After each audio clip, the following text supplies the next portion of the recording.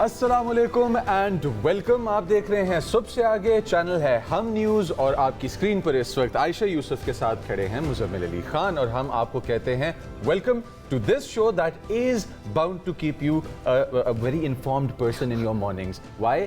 क्योंकि आपके पास दो चीज़ें ज़िंदगी में जो काम आ सकती हैं आपके, एक आपकी इन्फॉर्मेशन और दूसरा उस इन्फॉर्मेशन की यूटिलाइजेशन, जिसको सही जगह पे ना किया जाए तो बहुत ख़तरनाक नताइज, एट टाइम्स फेटल, जिंदगी के लिए हो सकते हैं। फेटल नताइज। अस्सलाम वालेकुम, आपको भी अस्सलाम वालेकुम। आई होप आप बिल्कुल ठीक ठाक है। आपको वेलकम मेरी तरफ से भी। एंड फाइनली हम officially second part of the या सेकंड हाफ ऑफ द 2026 के अंदर दाखिल हो चुके हैं। जुलाई, आज 1 जुलाई है और जुलाई के बारे में मैं पढ़ रही थी, इसका नाम बड़ा इंपॉर्टेंट है। आपको पता है जूलियस सीजर के नाम पर इस महीने का नाम रखा गया था। जूलियस सीजर एक रोमन हुक्मरान था 49 BC के अंदर और उसके नाम के ऊपर रखा गया था इस महीने का नाम। उसको उसको डेडिकेट करने के लिए, उसको थोड़ा सा इम्पोर्टेंट फील करवाने के लिए और फिर उसके साथ साथ हमारी जिंदगियों का भी हिस्सा बन गया है। जूलियस सीजर के नाम पे जुलाई का नाम रखा गया था, तो उससे पहले इस सीजन का क्या नाम होता था? उससे पहले सीजन होते बड़े कम थे, महीने बहुत कम होते थे, पूरे नहीं हुआ करते थे। इंपॉर्टेंट ये है समझना कि भाई ये जो सेकंड हाफ अब शुरू हो चुका है, इसके अंदर एक और मौका है आपके पास। अल्लाह ताला ने एक और मौका दिया है।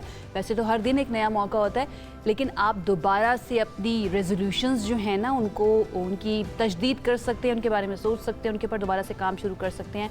2026 ख़त्म होने में अभी 6 महीने बाकी हैं, तो ये आपके लिए भी है, मेरे अपने लिए भी है और जो देखने वाले हैं उनके लिए भी है। स्पेशली जिन लोगों की रेजोल्यूशन होती है ना कि वेट कैसे कम करना है। Yes, weight loss. Before we jump on to weight loss, आपको पता है हमारे व्यूअर्स के लिए भी कि पंजाबी कैलेंडर अगर आपको याद है और आपको पता है कि ये कौन सा महीना या कौन सा टाइम चल रहा है, ज़रूर कमेंट कीजिएगा सोशल मीडिया पे जब आपको ये क्लिप नज़र आए, क्योंकि उन महीनों के नाम जेठ, हाड़, पो, माह, ये पूरा कैलेंडर है जो पंजाबी तहजीब में आपको मिलेगा। अच्छा, कैलोरीज की बात कर रही थी आयशा। कैलोरीज की एक महदूद मिकदार और रात गए कुछ खाने से, गुरेज करने से क्या क्या है जो हो सकता है आपकी सेहत को? फैटी लिवर सबसे पहले आप अवॉइड कर सकते हैं, फ़ायदा हो सकता है, मगर इसके साथ साथ दिन भर में खाने का वक्त भी बहुत अहम होता है। और खाने का वक्त क्यों अहम होता है? क्योंकि इस वक्त हो जाते हैं कुछ गलत फैसले। ये बात गलत फैसले हो जाते हैं।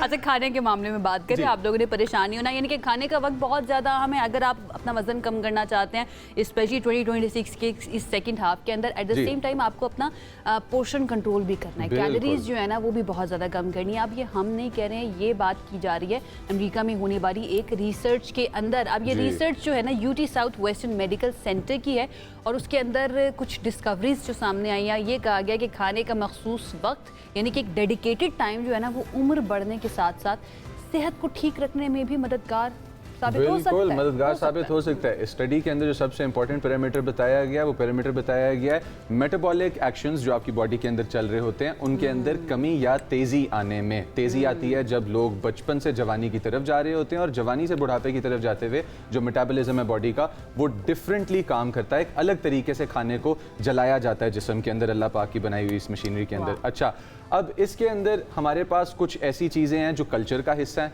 और कुछ ऐसी चीज़ें हैं जो हमारी आदत हैं। इन दोनों को चेंज करना इंसान की ज़िंदगी लंबी या छोटी करने में, या बीमारियां उसकी ज़िंदगी में लेके आने में, या उनको हेल्दी करने में बहुत ज़्यादा इम्पॉर्टेंट है। एक बात मैं कर लूँ, इस तहकीक को अब आप फ़ौरन से मान लेंगे, लेकिन हमारे जो बड़े बूढ़े कहा करते थे बेटा टाइम पे सो, टाइम पे उठो, टाइम पे खाना खाओ, वो हमने नहीं मानी है। लेकिन यह है कि हाँ, किसी गोरे ने तहकीक करके भेजी है, ये हम मान लेंगे। ये बड़ा इंपॉर्टेंट है, क्योंकि हम गोरों की तहकीक एंड एट सेम टाइम हम इन चीज़ को समझते हैं कि उन्होंने जो ईजादात की हैं, उन्होंने हमारी ज़िंदगियों के अंदर भी बहुत आसानियाँ पैदा की हैं, चाहे वो ट्रांसपोर्ट हो, मेडिकल का शोबा हो, at the same time communication, मवासलात की अगर बात की जाए। I am talking about WhatsApp और उसका न्यू फीचर जो अब सामने आने वाला है। व्हाट्सएप ने सार्फिन की प्राइवेसी के लिए अब एक नया यूज़र नेम फीचर मुतारिफ करवाने का ऐलान कर दिया है। वो तमाम लोग जिनको ये टेंशन होती थी, मुझे बहुत ही ज़्यादा गुस्सा चढ़ता था जब मेरा नंबर जो है ना किसी ग्रुप के अंदर डाल दिया जाता था, उसमें 1000 लोग होते थे, उन 1000 लोगों के पास मेरा नंबर चला जाता था और आपको कॉल्स आती हैं और आपके नंबर्स ऐसी जगह पे शेयर कर दिए जाते हैं जहां आप नहीं चाहते कि शेयर। अब होगा क्या कि राब्ता करने के लिए आप अपना फ़ोन नंबर नहीं बताएंगे,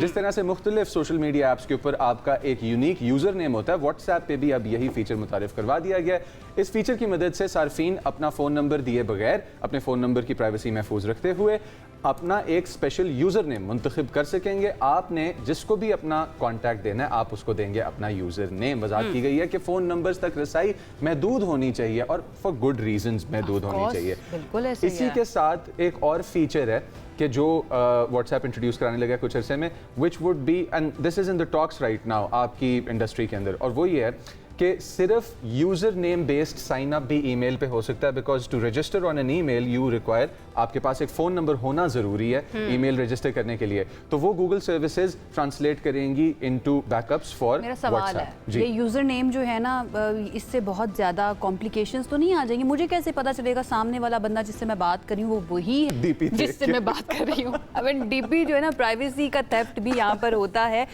एक क्या काम किया जा सकता है, कोड नेम्स रख लीजिए। जब आप मैंने मुजम्मिल से बात करनी होगी ना और यूज़र नेम सामने, तो मैं कोड नेम आपके साथ शेयर कर दूँ, उससे पता चल जाएगा कि हाँ भाई मुजम्मिल से ही हम बात कर रहे हैं। अच्छा, ये तो तरीके हैं जो अब हमारे पास मौजूद हैं और टेक्नोलॉजी के ज़रिए और कम्युनिकेशन के न्यू अपडेट्स और इन सब के ज़रिए जो है ना हम तक पहुँचे हैं। लेकिन अगर कॉन्टैक्ट गुम हो जाए या माजी में हो चुका हो, उसको कैसे बहाल करना है दोबारा, इसकी एक मिसाल आपके सामने रख देते हैं।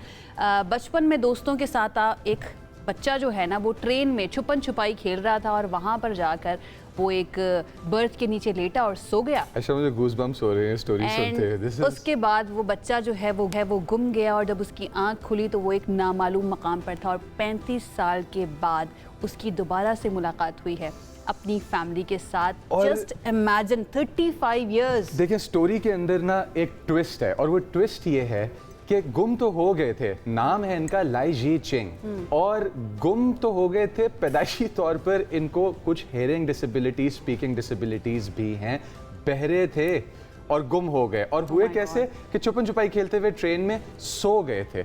हुआ ये 35 साल बाद फैमिली से वापस मिले। कैसे मिले वो भी हम आपको बताते हैं। दोस्तों के साथ 1991 में खेल रहे थे ये छुपन छुपाई। By the way, this is 2000, yes, and this is 2026। अब यहाँ पे इन्होंने अपनी एक कोशिश की शुरू की मुहिम, और उस कोशिश की मुहिम के अंदर इन्होंने सोशल मीडिया का इस्तेमाल किया। इन्होंने ट्रेन के अंदर बैठ के मुख्तलिफ, दिस इज मूवी स्टफ यार, आप इसके ऊपर मूवीज बनी हुई हैं। अगर आप देखना चाहते हैं इस तरह की मूवी तो लाइन नाम की एक मूवी है, वो ज़रूर देखिएगा। इंडिया के एक बच्चे के ऊपर बनी हुई है। इंपॉर्टेंट ये है कि इर्द गिर्द के लोग जो थे ना उस बच्चे के, उन्होंने उसको बहुत हेल्प किया अपनी फैमिली तक पहुँचाने के लिए, और अब वो मिल चुके हैं और दोबारा से एक फैमिली बनकर रह रहे हैं। अच्छा, फैमिली के अंदर बच्चे जो होते हैं ना वो बड़े इंपॉर्टेंट होते हैं, उनका ख्याल रखना इंपॉर्टेंट होता है। जैसे जब ये बच्चा गुम गया था तो उसके बाद उसकी फैमिली ने उसको छोड़ने की या ढूंढने की उम्मीद जो है ना वो छोड़ी नहीं थी, वो उसको ढूंढते ही रहे एंड फाइनली वो मिल ही गया। लेकिन जब आप अपने बच्चों को पढ़ने के लिए भेजें और आपको पता हो कि आपका बच्चा सामने वाले एक ट्यूशन सेंटर के अंदर पढ़ने के लिए, तालीम हासिल करने के लिए गया है ताकि वो बड़ा होगा तो उसके फ्यूचर से जुड़े हमारी उम्मीदें भी पूरी आएंगी, और अचानक से वो किसी की गलती की वजह से वो सारा फ्यूचर, वो सारे ख्वाब, वो मुस्तकबिल, उस बच्चे की ज़िंदगी सब कुछ चला जाए, तो आप सोचिए कि कैसा महसूस करेंगे। ऐसा ही महसूस करें लाहौर के इलाके कान्हा में पेश आने वाले जो दिलखराश सानहे के अंदर जिन बच्चों की जाने गई हैं, उनके पेरेंट्स, उनके वालिदैन, जिसने पूरे मुल्क को इस वक्त सोगवार कर दिया। निजी ट्यूशन सेंटर था जनाब ये, जिसकी छत गिरी, जिससे अभी तक की इत्तलात के मुताबिक अनफॉर्चुनेटली 14 मासूम बच्चे जो है ना उनकी जान चली गई है। और उनकी उम्रें मुजम्मिल पता है कितनी थी? 4 से 16 साल। 4 से 16 साल, इनके 4 साल का एक मासूम बच्चा भी और 16 साल का एक जो एडोलेसेंट होता है ना, जो नया दाखिल हो रहा होता है, एडल्टहुड की तरफ जा रहा होता है, वो भी इसके अंदर शामिल था। 8 बच्चे और जो टीचर वहाँ पर पढ़ाती थी वो ज़ख्मी हैं। रेस्क्यू ऑपरेशन कहा जा रहा है कि मुकम्मल कर लिया गया और 20 बच्चों को बाहिफाजत वहाँ से निकाल भी लिया गया। 30 से ज़्यादा बच्चे तालीम हासिल कर रहे थे। 30 से ज़्यादा बच्चे तालीम हासिल कर रहे थे। मेरी एक रिक्वेस्ट है आप सब से जो ये शोज़ देख रहे हैं, प्लीज़ काइंडली, लालच बुरी बला है। कराची में प्लाजाज के अंदर एग्जिट वेज के आगे दुकानें बनी, प्लाजा को आग लगी, लोग जल के मर गए, अंदर लाखों करोड़ों का नुकसान हुआ, लेकिन उससे ज़्यादा नुकसान लाशों का था, लोगों का था, अफराद का था जिनकी ज़िंदगी ख़त्म हो गई। अभी तक बाकियात कुछ ऐसी हैं कि जो वहाँ से नहीं रिकवर करने वाले, क्या पता उनको पता ही ना हो कि उनका प्यारा दुनिया से चला गया। एट द सेम टाइम अब एक और इंसिडेंट हमारे पास लाहौर में आ रहा है कि जिसके अंदर आप क्यों छतों के ऊपर छतें बनाते चले जा रहे हैं? स्ट्रक्चरल इंटेग्रिटी एक चीज़ का नाम है, उसको देखा करें, थोड़ा सा अक्ल और पैसा लगा लें, इंजीनियर्स हायर कर लें या लोकल एरिया में किसी अथॉरिटी से इजाज़त ले लें। अच्छा, जिस जगह पर ये कंस्ट्रक्शन की जा रही थी ना, वहाँ पर देखकर लगता है, ऐसा नहीं है कि कहीं से शायद इजाज़त ली भी गई होगी या नहीं ली होगी, लेकिन ये कंफर्म नहीं है। ये मेरा एक तज्जिया है, आप ये कह सकते हैं। जो बच्चे ज़ख्मी हुए, इनमें से एक बच्ची का हमारे पास एक बयान है और कुछ पेरेंट्स का बयान है, वो सुनिए, फिर वापस आएंगे, मज़ीद बात करेंगे। लेंटर अभी कच्चा था, वो बनना था सही तरह पूरा, तो कच्चा था, उन्होंने मिट्टी डाली, सारा हमारे पे गिर गया। बच्चे पढ़ते थे नीचे तो पता ही नहीं लगा, होते ऊपर टैले लगा रहे थे तो गिर गई, उसको पता ही नहीं। एकेडमी थी, लेकिन अब वो कमज़ोर हो गए हैं। टियर गार्डर उसके ऊपर उन्होंने मिट्टी या जो भी डाला, उसका वजन बर्दाश्त नहीं हुआ। इनको चाहिए था ना कि बच्चों को छुट्टी दे देते एक दिन के लिए, कि भाई आप कल आ जाएं या परसों आ जाएंगे, या 2-3 दिन छुट्टी दे देते। मैं अपनी जॉब पे था, ठीक है, मुझे भाई की कॉल आई है कि इस तरह छत गिर गई है, आपकी भतीजी नीचे आ गई है, जल्दी से हॉस्पिटल आओ। जब मैं हॉस्पिटल पहुंचा तो सांस छोड़ चुके थे, फौत हो गए थे। बाज आई है, बाहर निकल के भज के मैं भाई इधर है गए ने, उन्होंने मैं बुलाया भी उसकी छत जी गिर गई है, तो भज के वो आए ने, उन्होंने बच्चे वेखे ने, कोई बाहर जड़े सी बाहर बच गए ने, जो अंदरले सी वो अंदर उन्होंने मिट्टी चो ही कटे ने। बस अल्लाह अकबर। इन्होंने अपने बच्चे पढ़ने के लिए भेजे थे और वहाँ पर किसी की गलती की वजह से, किसी की जानबूझ के बल्कि कहना चाहिए कि एक हरकत की वजह से ना उन बच्चों की जानें चली गई हैं। 5 अफराद को हिरासत पे लिया गया, जिसमें मालिक मकान है, उसका भाई है और वो मिस्त्री भी शामिल है जो यहाँ पर कंस्ट्रक्शन कर रहा था, घर बना रहा था, जबकि जो टीचर वहाँ पर मौजूद थी वो भी ज़ख्मी हुई हैं और हादसे के अंदर उनकी बेटी जो है ना वो भी दम तोड़ गई है। अब सारी सिचुएशन के ऊपर पुलिस भी डेफिनेटली इन्वॉल्व होनी थी और पुलिस की तरफ से क्या कहा गया है, डीआईजी कामरान फैसल साहब क्या कहते हैं, ज़रा सुन लीजिए। छोटा सा कमरा है, उसकी ज़्यादा वेट तो ब्रेड नहीं है, उसके ऊपर जब वेट ज़्यादा हुआ है तो वो गार्डर एक टूटा है, जो कि नीचे बैठे हुए बच्चे और जो भी ट्यूशन सेंटर चल रहा था वो उसके ऊपर गिरे। इस वाक़े में जितना भी अफसोस का इज़हार किया जाए कम है, और जिम्मेदारों का तयन बहरहाल किया जाएगा और जो भी कानूनी कार्रवाई। यहाँ पे अगर देखा जाए तो कोई कह रहा है लेंटर कच्चा था, गिर गया अंदर, कोई शटरिंग हुई हुई थी, कोई कह रहा है कि गार्डर गिर गया कंस्ट्रक्शन होते हुए। हमारे पास उज़ैर चौधरी लाहौर से मौजूद हैं, हमारे नुमाइंदे इस वक्त, उनसे बात करते हैं जानने के लिए कि अब करंट सिचुएशन क्या है। अस्सलाम वालेकुम उज़ैर, थोड़ा सा ज़रा बताइए कि इस वक्त ऑन ग्राउंड सिचुएशन क्या है और जो ज़ख्मी बच्चे हैं उनके हाल अहवाल, साथ इन्वेस्टिगेशन जो की जा रही है और 5 बंदे हिरासत में लिए गए हैं, अपडेट क्या है सब के बारे में? आज बिल्कुल इस वक्त मैं जाए हादसा पे मौजूद हूँ। अगर मैं कैमरामैन को रिक्वेस्ट करूँ, मेरे कैमरामैन दिखा सके, मेरे बिल्कुल पीछे जो है ये वकूआ हुआ था। एक बस्ती है ये काना की इलाके की, ये काना के इलाके की मैं आपको थोड़ी सी ऑर्गेनाइजेशन बताऊँ तो ये एक मोहल्ला टाइप एक बस्ती है जहाँ पर एक घर कायम था। उस घर में एक खातून जो है वो अहले इलाका के बच्चों को ट्यूशन पढ़ाती थी। छोटा सा ये घर था, इस घर में बच्चे तालीम हासिल कर रहे थे जब इस घर की ऊपर वाली मंजिल जो है पहली मंजिल पर टीआर गार्डर की जो लेंटर थे वो डले हुए थे और उसमें कुछ मिट्टी डालने का काम शुरू किया गया था। जिस तरह वो काम शुरू किया गया, मजदूर ऊपर छत पर मौजूद थे, तो एक टीआर जो है वो वजन बर्दाश्त नहीं कर सका और वो जो टीआर गार्डर था वो नीचे फैमिलीज जो मौजूद थी और जो बच्चे मौजूद थे उन पर गिर गया। फौरी तौर पर रेस्क्यू ने जो है वो उनको तलब किया गया। रेस्क्यू हुकाम के मुताबिक 4:42 गुज़िश्ता रोज़ उनको कॉल रिसीव हुई और 9 मिनट के अंदर रेस्क्यू की पहली टीम जो है वो यहाँ पर पहुंची। लेकिन उससे कबल ही अहले इलाका और जो अहले मोहल्ला थे जिनके बच्चे अंदर मौजूद थे, उन्होंने रेस्क्यू ऑपरेशन अपने तौर पर जो है वो शुरू कर दिया और बच्चों को जो है वो निकालने का अमल शुरू किया गया।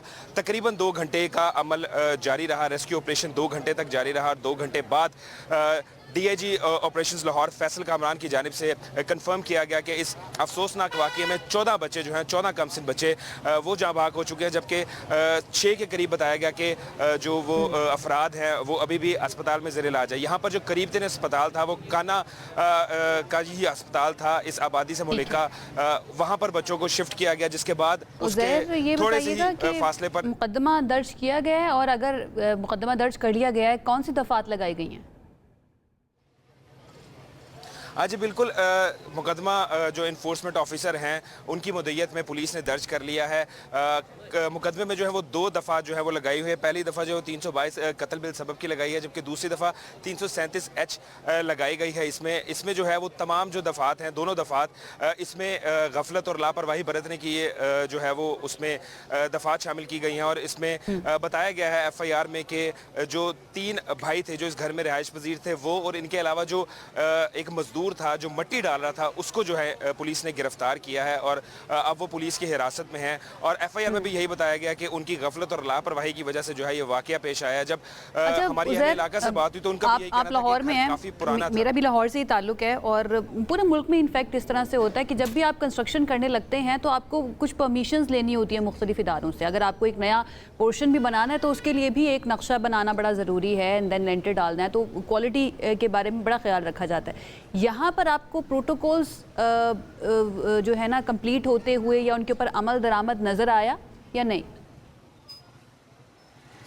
आशा, अभी अगर बात करें हम सिचुएशन की तो यहाँ पर ऐसा जो हमारी अहले इलाका से बात हुई है या जो मोहल्लेदारों के बच्चे यहाँ पर पढ़ते थे उनका ये बताना है कि ऐसा कोई प्रोटोकॉल यहाँ पर फॉलो नहीं किए गए थे।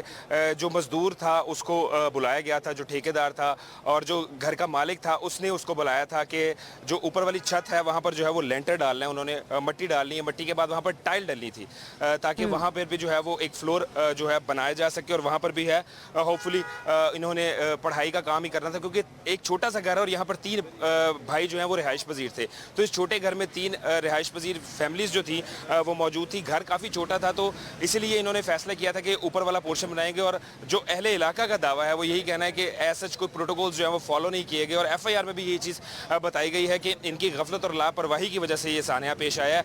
अगर वो ये प्रोटोकॉल्स फॉलो करते हैं या प्रॉपर तो बात डन हो गई कि यहाँ पे जो प्रोटोकॉल्स हैं वो फॉलो नहीं किए गए, अथॉरिटीज़ की तरफ से क्या कहा जा रहा है? पॉलिसीज़ में कोई रिस्ट्रिक्शंस लाई जाएंगी, कोई पॉलिसीज़ के अंदर कुछ सख्ती की जाएगी इस वाक़े के बाद, इस आने के बाद कि इस जगह पे कोई भी कंस्ट्रक्शन जो है वो पहले अप्रूव करानी पड़ेगी? अगर हम बात करें लाहौर के मुख्तलिफ इलाकों की तो जो लाहौर के कुछ पोश एरियाज़ हैं या जो सोसाइटीज़ हैं वहाँ पर अगर कंस्ट्रक्शन करनी हो तो वहाँ पर मुतलका हुक्काम की इजाज़त के बगैर 1 इंच भी जो है वो आप अपने घर का या ना तो बाहर निकाल सकते हैं ना ही आपको इजाज़त होती है कि आप उस पर कंस्ट्रक्ट कर सके। लेकिन ये क्योंकि थोड़ा सा बैकवर्ड एरिया है यहाँ पर ऐसा चेक एंड बैलेंस आप कह सकते हैं कि वैसा नहीं था, इसी वजह से ये अफसोसनाक सानिया पेश आया है।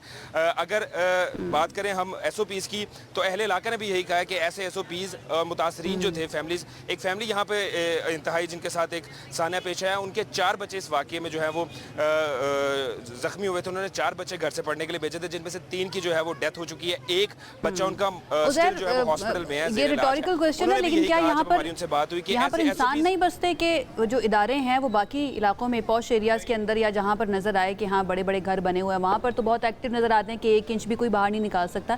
क्या यहाँ पर इंसान नहीं बसते हैं या फिर यहाँ पर रहने वाले लोगों के पास इतने पैसे नहीं होते हैं कि उनके जरिए कोई बातचीत की जा सके?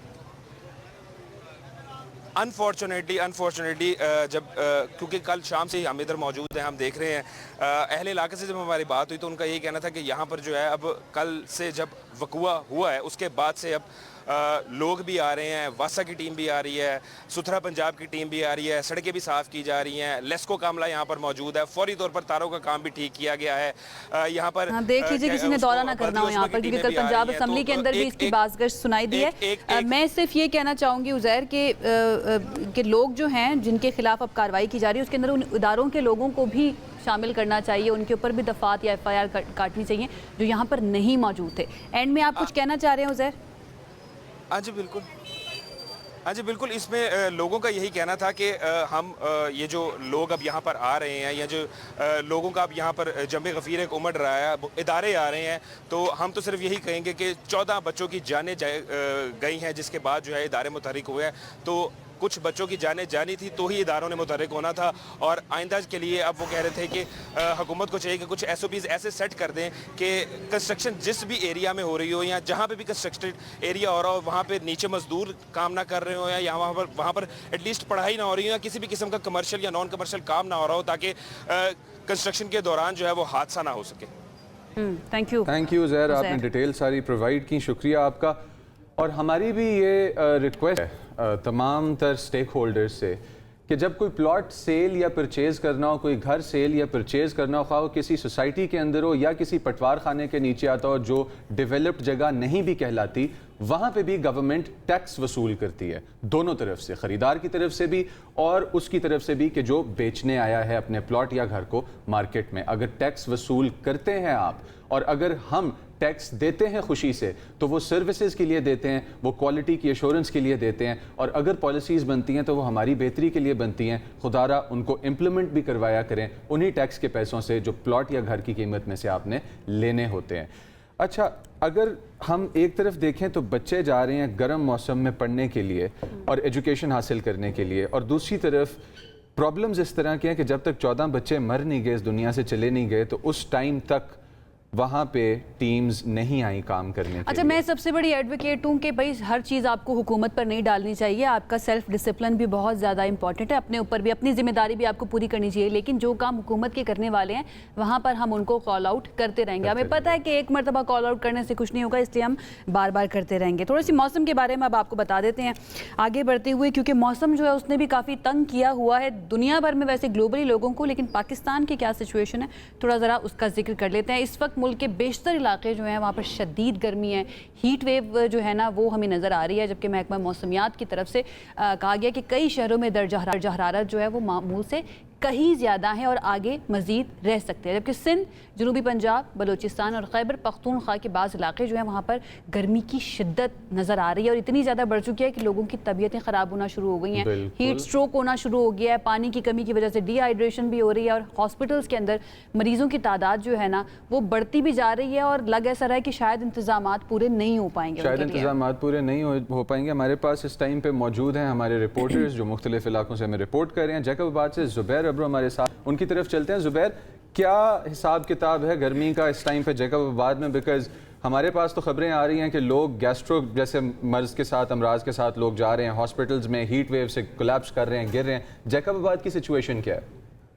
जी बिल्कुल, मैं इस वक्त मौजूद हूँ सिंध के ज़िला जैकबाबाद में और सिंध का ज़िला जैकबाबाद गर्मी में एशिया का गर्म तरीन इलाका तस्वर किया जाता है। 44 सेंटीग्रेड जो है दर्जा हरारत रिकॉर्ड किया जा रहा है। जैसे ही गर्मी में इजाफा हुआ है तो वैसे ही जो है बिजली के दौरानिया में जो है 18 से 20 घंटों की गैर एलानिया लोड शेडिंग की जा रही है, जिसकी वजह से शहरी सख्त अजियत में है। उसके अलावा जैकबाबाद में पीने के पानी का संगीन बहरान है। वाटर सप्लाई से जो है वो शहरियों को पानी जो है वो फराम नहीं किया जा रहा है, जिसकी वजह से वो गदा गाड़ों वालों से जो है 30 रुपए जो पानी का गैलन फरोख्त किया जाता है। तिब्बी माहिरीन का ये कहना है ज्यादा से ज्यादा ठंडी मशरूबात का इस्तेमाल किया जाए ताकि जो है लोग गर्मी से महफूज रह सके। अभी ठंडी मशरूब का इस्तेमाल ना आपने भी करना है जाकर, बहुत ज़रूरी हो गया। आपकी हालत देखकर नज़र आ रहा है कि आप धूप में खड़े होकर ये बीपर दे रहे हैं और हमसे बात कर रहे हैं। सबसे पहले तो थैंक यू सो मच, और अपना ख्याल भी रखिए, सर पे कपड़ा रख लिया करें जब भी आपने टीवी पर आकर ऐसे बात करनी हो। तो ये बड़ा ज़रूरी है। कुछ मसाइल हैं जो मैं पहले बताना चाहता हूँ कि आपको पता है हमारे पाकिस्तान के अंदर साफ फिल्टर्ड पानी के जो सेहत के लिए अच्छा है उसकी शॉर्टेज है। पानी की शॉर्टेज है, पानी की शॉर्टेज, साफ पानी की तो उससे भी ज्यादा है। एक बर्फ का ब्लॉक जो तकरीबन 40 किलो के आसपास का होता है, एक मन का एक बर्फ का ब्लॉक 900 रुपए से 1200 रुपए तक फरोख्त किया जाता है कारखानों पे, और फिर जाके परचून पे जब वो बिकता है तो वो तकरीबन 2000, 2200, 2400, 2500 रुपए तक सेल होता है। इसका ये मतलब है कि अगर आपको इस गर्मी के सीज़न में अपनी जान बचाने के लिए बर्फ़ भी चाहिए ना तो वो भी महंगी है। साफ़ पानी एक अलग कहानी है। एट द सेम टाइम अगर आपने मशरूबात का इस्तेमाल करना है तो उसके अंदर चीनी से गुरेज करें, बिकॉज़ चीनी बहुत जल्दी जाके आपके सिस्टम में मेटाबलाइज होती है, जिसकी वजह से बहुत ज़्यादा एनर्जी मिलती है, और ज़्यादा एनर्जी का मतलब है ज़्यादा गर्मी। तो अगर अपने आप को गर्मी से बचाना चाहते हैं तो प्लीज़ चीनी का इस्तेमाल। मशरूब तो नहीं पी सकते ना मुजम्मिल? कम मीठा पी लें। मतलब एक तो गर्मी में लोग परेशान है, फिर ये कहते हैं कि आप चीनी भी ना पियो, मीठा भी ना पियो। नहीं भाई, हमें मीठा ही पीना है। हम सरगोदा चलते हैं, वहाँ पर भी बहुत ज़्यादा गर्मी है, 45 डिग्री तक टेम्परेचर रिकॉर्ड किया गया। मोहम्मद उमर हमारे साथ हैं, उनसे ज़रा जानते हैं कि वो कहाँ पर मौजूद हैं, क्या हालात देख रहे हैं एंड किस तरह से सस्टेन कर रहे हैं सरगोदा के लोग इस गर्मी को। उमर, सरगोदा गुश्ता एक हफ्ते से शदीद गर्मी की लपेट में है। अगर सुबह के वाले से बात की जाए तो सुबह से ही सूरज ने जो है अपनी आंखें दिखाना शुरू कर दी थी। जैसे जैसे दिन जो है वो गुजरता चला जा रहा है, गर्मी की शिद्दत में बेपनाह इजाफा जो है वो रिकॉर्ड किया जा रहा है। महकमा मौसमियात के मुताबिक गुश्ता एक हफ्ते से सरगोदा का जो दर्जा रहता है वो 45 डिग्री सेंटीग्रेड जो है उस वक्त रिकॉर्ड किया गया है, और जो दर्जा हरारत महसूस किया गया है वो 50 से 52 डिग्री जो है महसूस भी किया गया है। महकमा मौसमियात के मुताबिक बड़ी यकम जो है बारिशों का इम्कान भी बताया जा रहा है। 2000 के जो करीब जो है शहरी मुतासर होकर DHQ अस्पताल आए हैं, जिनको तिब्बी इमदाद के बाद जो है डिस्चार्ज कर दिया गया है। सरगोदा के शहरी का कहना था कि गर्मी बहुत ज्यादा है और यहाँ पर पानी के कुर्रल लगाए जाएं जगह जगह, जहाँ पर शहरी गुजरे तो पानी का इस्तेमाल कर सके, तिब्बी कैंप लगाए जाएं ताकि अपना मुआयना करा सकें। जी उमर, थोड़ा सा छाँव में अगर आप खड़े हो जाएं अच्छी सी, तो मेरे ख्याल से आप वहाँ से भी रिपोर्ट कर सकते हैं। धूप में खड़े होकर कर रहे हैं 45 degree Celsius and feels like 50। Dedication check, dedication is very important. अच्छा, आगे सनतों का शहर जो है हमारे पास इस वक्त फैसलाबाद, आई वंडर कि वहाँ पे फैक्ट्रीज़ के अंदर वर्कर्स की क्या कंडीशन होगी, क्योंकि सरगोदा और फैसलाबाद का कुछ बहुत ख़ास डिस्टेंस नहीं है। ठीक है, तो हमारे पास इस टाइम पे जावेद मौजूद हैं फैसलाबाद से। जावेद, गर्मी की सूरत हाल और फैसलाबाद क्या कहानी है?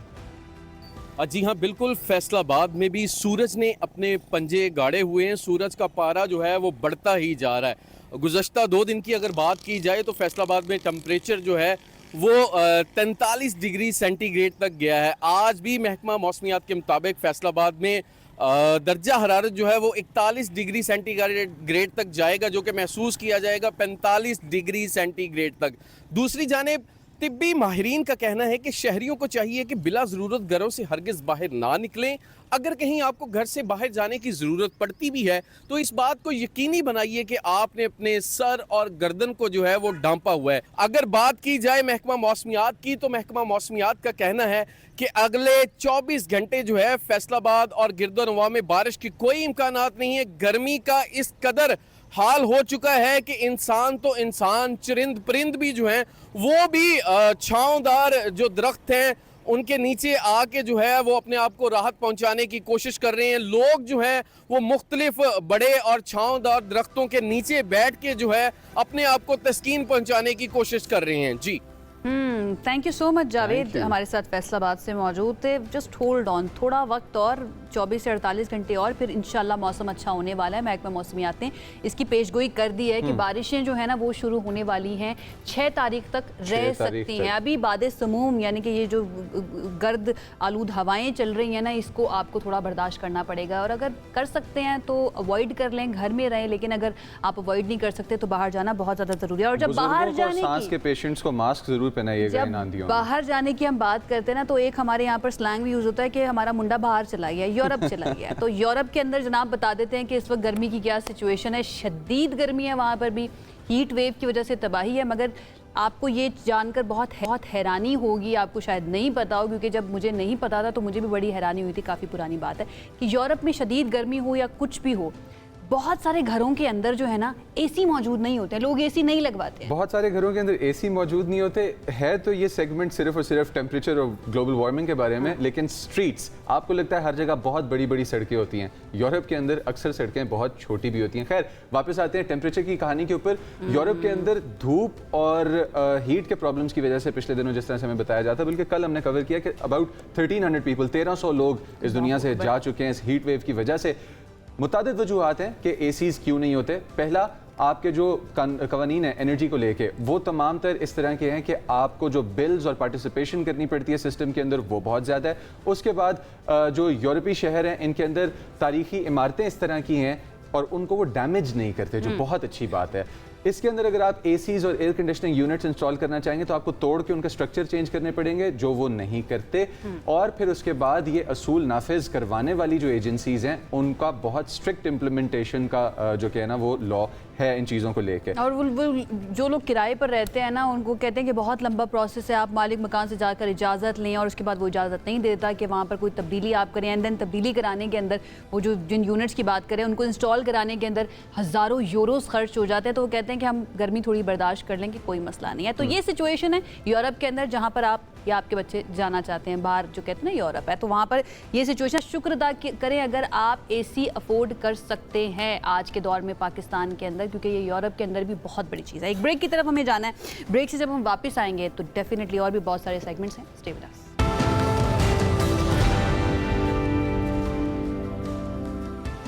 ब्रेक के बाद आपको खुशामदीद कहते हैं। कहा जाता है, बल्कि हमारे दीन में है कि सबसे बाबरकत निकाह वो होता है जिसमें सबसे कम खर्च किया जाए। यानी कि जो लड़के वाली साइड है वहाँ से भी बहुत ज़्यादा खर्चा ना हो और ख़वातीन की साइड से भी बहुत ज़्यादा खर्चा नहीं होना चाहिए। लेकिन कुछ रिवायात होती हैं, ट्रेडिशन होती हैं, उनको फॉलो करते करते हम कहते हैं कि आज चलें बेटी की शादी करनी है तो उनको कुछ गिफ्ट्स भी हम देना चाहते हैं। मसला वहाँ पर शुरू होता है जब ससुराल वाले ये समझते हैं कि जो बेटी को गिफ्ट्स मिले हैं, बहू को जो गिफ्ट्स मिले हैं वो शायद उनकी मलकियत है, यानी ससुराल वालों की मलकियत है। इसी कन्फ्यूजन को क्लैरिफाई किया है सुप्रीम कोर्ट के एक अहम फैसले की तरफ से, और ये फैसला है कि शादी के बाद दुल्हन के हुकूक से मुतालिक एक बहुत बड़ी कानूनी वजाहत सामने आ गई है। सुप्रीम कोर्ट ने करार दिया कि शादी के मौके पर दुल्हन को जो भी जेवरात मिलेंगे, सोना मिलेगा, जो गिफ्ट्स मिलेंगे, वो उसकी ज़ाती मिल्कियत होंगे, जिस पर शौहर का भी कोई हक नहीं है और ससुराल का भी कोई कानूनी हक नहीं है। मुज़म्मिल साहब, ससुराल का भी कोई कानूनी हक नहीं है इसके ऊपर। लेकिन आज हम लोगों ने जो चीज़ें डिस्कस करनी है वो कुछ इस तरह की हैं कि कौन डिसाइड करेगा कि क्या गिफ्ट है और क्या गिफ्ट नहीं है, क्योंकि क्वेश्चंस बड़े क्रिएटिव हो जाते हैं जब ख़ानदानों के बीच में इस तरह के प्रॉब्लम्स के ऊपर सवाल जवाब उठने शुरू होते हैं। और आयशा, जितनी ज़्यादती हमारी बेटियों के साथ हो जाती है उसके अंदर फिज़िकल और मेंटल अब्यूज़ अपनी जगह, जो फाइनेंशियल अब्यूज़ है ना, एक जो आपके पैसों के साथ, आपके जेवरात के साथ, आपके मतलब हर एस्पेक्ट से कैद कर दिया जाता है, बांध दिया जाता है और फिर उसके बाद कहा जाता है कि नहीं इसमें तो यूं था, उसमें तो वो था, गुंजाइशें पैदा की जाती हैं। ना उसका बेनिफिशियरी है कौन, जरा ये भी समझने की आज हम कोशिश करेंगे। हमारे साथ मौजूद हैं एडवोकेट हाई कोर्ट हैं हुमा जमील बाबर साहिबा, उनकी तरफ चलते हैं और उनसे जानते हैं इसके बाद। अस्सलाम वालेकुम। वालेकुम सलाम। कैसी हैं आप? अल्हम्दुलिल्लाह, आप कैसी हैं? सबसे पहले बताएं, ये फैसला जब आया आपने पढ़ा, कैसा लगा आपको? You felt empowered? Obviously felt empowered, but इससे पहले की बात करें तो लॉस तो मौजूद हैं लेकिन बात यह है कि हाउ वी इंटरप्रेट, हम उसकी तशरीह कैसे करते हैं, हम उसको नाफिजुल अमल कैसे लाते हैं, ये एक अलग चीज़ है। तो इस फैसले की रोज़ से अगर आप देखें तो हाँ, इसको बहुत ज़्यादा अच्छे तरीके से, अच्छे अल्फाज में जो है वो जजमेंट को लिखा गया है और बहुत वाज़ेह किया गया है कि औरत के इकनॉमिकल राइट्स क्या हैं, एक डोमेस्टिक जो वुमेन है, एक जो घरेलू खातून है, उसके प्रॉपर्टी राइट्स क्या हैं। सो उसको बड़े अच्छे से डिफ़ाइन किया गया। हालांकि डेफिनेशन ऑलरेडी जो हमारे लॉज हैं उसमें मौजूद है, बट इसको मज़ीद एलोब्रेट किया गया। आप ये एलेबोरेशन ज़रूरी इसलिए भी होती है ना कि जो लॉज हैं उनमें समटाइम्स लूप होल्स रखे जाते हैं या फिर हो जाते हैं या गुंजाइशें निकाल ली जाती हैं। क्या हम ये कह सकते हैं कि इस फैसले के बाद जितनी भी एम्बिग्यूटी थी, इबहाम था, वो सब दूर हो गया?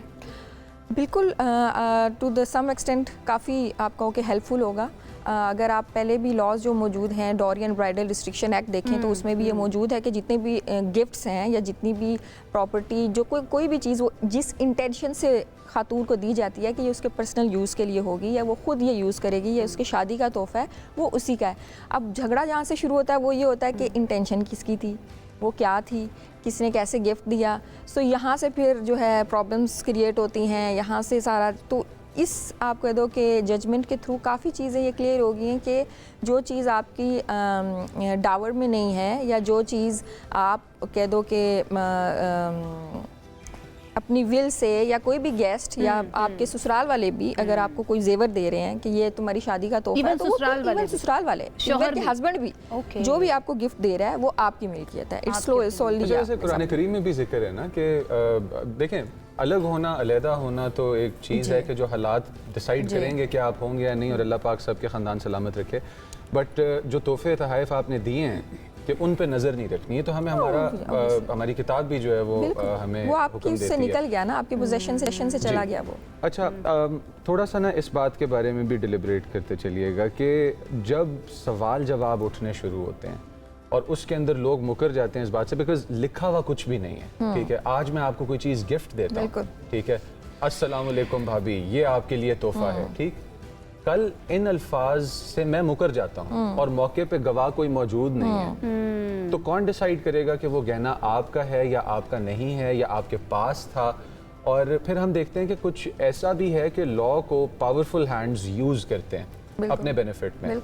छोटे कोर्ट्स के जजेस हैं, आसानी से आप अपना फैसला निकलवा सकते हैं, ठीक, आपके पास एक सर्टेन अमाउंट ऑफ पावर से ज़्यादा आप करवा सकते हैं। तो हम कोई ऐसा मैकेनिज़्म अप्लाई करेंगे अब से बाद के फ्यूचर में कि जो गिफ्ट्स आ रहे हैं उनका कोई ऑडिट हो, कोई कुछ रिटन कोई हमारे पास कोई चीज़ हो कि जिसमें बता दिया जाए? आपने बहुत अच्छा क्वेश्चन किया। अभी लोगों को ये भी समझने की ज़रूरत है कि निकाह इज इटसेल्फ अ कॉन्ट्रैक्ट, ठीक है, शादी खुद एक कॉन्ट्रैक्ट है।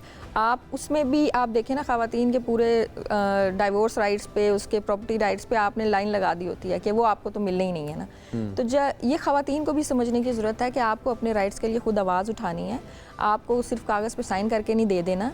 अब जब आप देखें कोई भी जहेज़ दिया जाता है, सामान्य जहेज़ दिया जाता है या इस तरह की चीज़ें जो खातून के घर की तरफ से दी जाती हैं, तो उसकी डॉरी लिस्ट बनती है प्रॉपर और बननी चाहिए अकॉर्डिंग टू लॉ, वो बननी चाहिए। सलामियों की लिस्ट बनती है। एग्जैक्टली, देखिए ना हमारे पंजाब में ख़ास तौर पे ये एक चीज़ है कि कोई पैसे का लेन देन है, कोई गिफ्ट है, या कोई जैसे पुराने ज़माने में चीनी चावल दाल लेके आते थे तो प्रॉपर लिस्ट बनती थी कि फ़लाँ बंदा ये चीज़ लेके आया।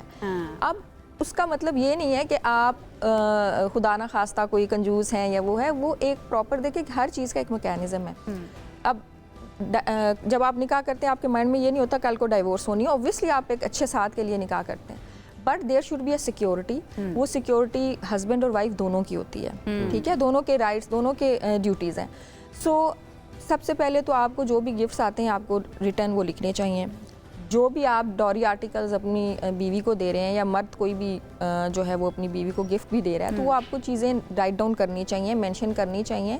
वो इसलिए नहीं है कि कल को आपने खुदा ना खास्ता कोर्ट में आना है, वो इसलिए भी होता है कि आपकी अपनी पर्सनल सिक्योरिटी है, आपकी क्लैरिटी रहती है। तो ये तो हमारे यहाँ नहीं होता। मेरा एक सवाल है कि हम जिस तरह के फैसले आ रहे हैं बहुत अच्छे हैं, लेकिन आपने जो निकाह को कहा ना, निकाह कॉन्ट्रैक्ट है, नो डाउट अबाउट इट, लेकिन इस कॉन्ट्रैक्ट के अंदर ना इमोशंस इन्वॉल्व होते हैं, ठीक है, इमोशनली आप इन्वॉल्व हैं, इसके अंदर रिस्पेक्ट बहुत ज़्यादा मैटर करती है। और अगर आप उन निकात को इन्वोक करने की कोशिश करते हैं तो आपको ये भी डर होता है कि मेरा जो इमोशनल ताल्लुक है इस शख्स के साथ या इसकी फैमिली के साथ वो ख़राब होगा, इनके लहजे तब्दील हो जाएंगे। अगर मैं कहूँगी कि कानून मुझे ये हक देता है तो शायद कल को ये मुझे उस तरह से ट्रीट ना करें जिस तरह से आज मुझे ट्रीट करें, तो इसलिए लड़कियाँ जो है ना वो चुप हो जाती हैं, वो कॉम्प्रोमाइज़ कर लेती हैं। मोस्टली होता यही है, आपकी खातून हम जानते हैं होता यही है। तो ऐसी सिचुएशन के अंदर आपको लगता है कि लॉज काफ़ी हैं ख़वातीन को प्रोटेक्ट करने के लिए? देखिए, जैसे पहले भी क्वेश्चन किया कि जब एविडेंस नहीं है या कोई गवाह नहीं है तो फिर क्या सीन है। अब उसमें ये होता है ऑब्वियसली, फिर आप जब कोर्ट में आते हो, आप अपनी एविडेंस देते हो, आपके पास कोई मैसेजेस हैं, कोई तस्वीर हैं, आपने वो अगर फॉर एग्जांपल गोल्ड ऑर्नामेंट्स हैं आपने पहने हुए हैं, वो फिर आप उस तरह से प्रूव करते हैं। There are, if there is direct evidence then there are indirect evidence जो आपने कोर्ट में देना होता है, फिर there is a chain of evidence जो कि कनेक्टेड होनी चाहिए। सो अब देखें, ये एक है इमोशनल चीज़, ठीक है, वो हम मानते हैं, लेकिन ये मैच्योरिटी लेवल हमें डेवलप करना है अपने अंदर। ये हमें अपनी आप कहते हैं ना बाहिम्मत, तो अभी हम सिंगल रह जाएंगे। नहीं नहीं, अभी अगर आप देखें ना, अभी पिछले दिनों काफ़ी चला था कि डाइवोर्स रेट बहुत हो गया इस्लामाबाद में, ये हो गया वो हो गया। अब वो मसला ये नहीं है कि डाइवोर्स रेट बहुत हो गया, मसला ये था कि अब ख़वातीन को अपनी पावर्स का भी, लॉस का भी पता है, उनको ये भी पता है मैंने यूज़ कैसे करना है। एक चीज़ मैं हमारे व्यूअर्स के लिए, आप इस वक्त स्क्रीन पे नंबर्स देख सकेंगे कि जिन पे आप कॉल करेंगे तो आप अपना सवाल डायरेक्टली पूछ सकते हैं। बहुत अहम मसला है जो डिस्कस हो रहा है, और अगर आपके पास कोई क्वेश्चन है तो आपका चांस है ये कॉल करके सवाल डायरेक्टली पूछ लेने का एक एडवोकेट हाई कोर्ट से। अच्छा, आप प्लीज़ आंसर के साथ कंटिन्यू कीजिएगा, लेकिन एक पॉइंट इसमें ऐड कर दें। कॉम्प्लेक्स सिचुएशंस हो जाती हैं, हम दीवानी की अदालत देखें, हम अगर देखें विरासत के केसेस को, या फिर हम डाउरी जिसके अंदर कुछ ना कुछ मॉनेटरी, इकोनॉमिकल, फाइनेंशियल स्टेक है और दो या दो से ज़्यादा स्टेक होल्डर्स हैं। अब क्या हमारे पास उन लोगों की अकाउंटेबिलिटी है जो डायरेक्ट रिलेशनशिप में दो फरीक, मियाँ और बीवी की एग्जांपल ले लें या मियाँ की एग्जांपल ले लें, पीछे जो मैनिपुलेटर्स बैठे हैं जो अब उस शादी के अंदर अपना इंटरेस्ट वेस्ट कर बैठे हैं और अब चाहते हैं कि ये जो सर्कस है ये हमारी मर्जी से चले, उन सर्कस मास्टर्स को टू अकाउंट लाने के लिए कोई मैकेनिज्म्स होंगे, या फिर ये सोली जज पे डिपेंड करता है, एडवोकेट्स पे डिपेंड करता है कि वो अपना जो कि है वो जिस तरह लॉ में एक्टसरियस और मेंजरिया पढ़ाया जाता है कि मेंजरिया जज कर पाएँ बेहतर तरीके से। देखिए, ये जो हम अभी बात कर रहे हैं ये फैमिली एक्ट की बात, फैमिली लॉ की हम बात कर रहे हैं। अब फैमिली लॉ में हम तीसरे बंदे को तो मुद्दे इल्ज़ाम नहीं ठहरा सकते because the wife and husband these are the parties, ठीक है। अगर आप कोई भी तीसरा शख्स ला रहे हैं, या तो वो एक आप कह दो एज आ क्रिमिनल की हैसियत से नहीं आएगा, वो एज आ आप कह दो विटनेस की हैसियत से आ जाएगा, या तो हस्बैंड की तरफ से गवाह है या मीडिएटर लाइक इन कोर्ट दोनों पार्टीज में से किसी एक की तरफ से वो होगा। अब उसमें अकाउंटेबिलिटी नहीं कर सकती कोर्ट, ठीक है, उसमें कोई अकाउंटेबिलिटी नहीं है। हाँ, अगर प्रोसिक्यूशन जो वाइफ है उसकी तरफ से अगर कोई सवाल करना है तो वो फिर जब उसकी एग्जामिनेशन इन चीफ होगी तो आप क्वेश्चन कर सकते हो। अच्छा, हमारे पास आज़ाद कश्मीर से एक क्वेश्चन आ गया है, तो वो हम लेते हैं। इम्तियाज़ हैं आज़ाद कश्मीर से हमारे साथ। अस्सलाम वालेकुम इम्तियाज़, और आपका क्वेश्चन सुन पाएंगी मैम? वालेकुम सलाम। अच्छा, मेरा मैडम से सवाल है कि सवाल ये है कि हक मेहर में दिए गए जेवरात की सूरत में थे, मगर जो निकाह नामा में लिखा गया वो उसकी उस वक्त की कीमत लिखी गई। तो तलाक की सूरत में ये पूछना चाह रहे थे कि उसे जेवरात मिलेंगे या वो जो रकम निकाह के टाइम लिखी गई सिर्फ वो मिलेगी। तो दूसरा, जो जिस तरह आपने बताया कि जो सुप्रीम कोर्ट का फैसला है कि तोहफे तो मलकियत है, क्या तलाक की सूरत में हक मेहर भी उसकी मलकियत होगी या वो जो हक मेहर के जेवरात उसकी मलकियत है, या वो सिर्फ पैसे ही दिए जाएंगे जो उधर लिखे गए निकाह में? ये सवाल था। ठीक है, ठीक है इम्तियाज़, थैंक यू। जी। अच्छा, जो मुझे क्वेश्चन समझ आया, इन्होंने ये पूछा है कि लाइक अगर निकाह नामे में जो हक मेहर का कॉलम है उसके अंदर अगर जेवरात मेंशन है तो उनका क्या होगा आफ्टर डाइवोर्स? कह रहे हैं कि जेवरात ही दिए जाएंगे अगर बेच दिए हैं, और तलाक की सूरत में जेवरात ही दिए जाएंगे। अभी इसमें ये है कि इन्होंने हक मेहर की सबसे पहले हम बात करें कि अगर आपकी डाइवोर्स हो जाती है हक मेहर का होगा क्या। अच्छा, अभी पंजाब में ये है कि आपको हक मेहर की कुछ परसेंटेज छोड़नी पड़ती है और कुछ परसेंटेज जो है वो खातून के पास रहती है, क्योंकि अब ये एक सूबाई आप कह दो कि डिस्ट्रिक्ट वो मामला है, हर सूबा अपनी हवाले से अपने लॉज जो है वो बना रहा है।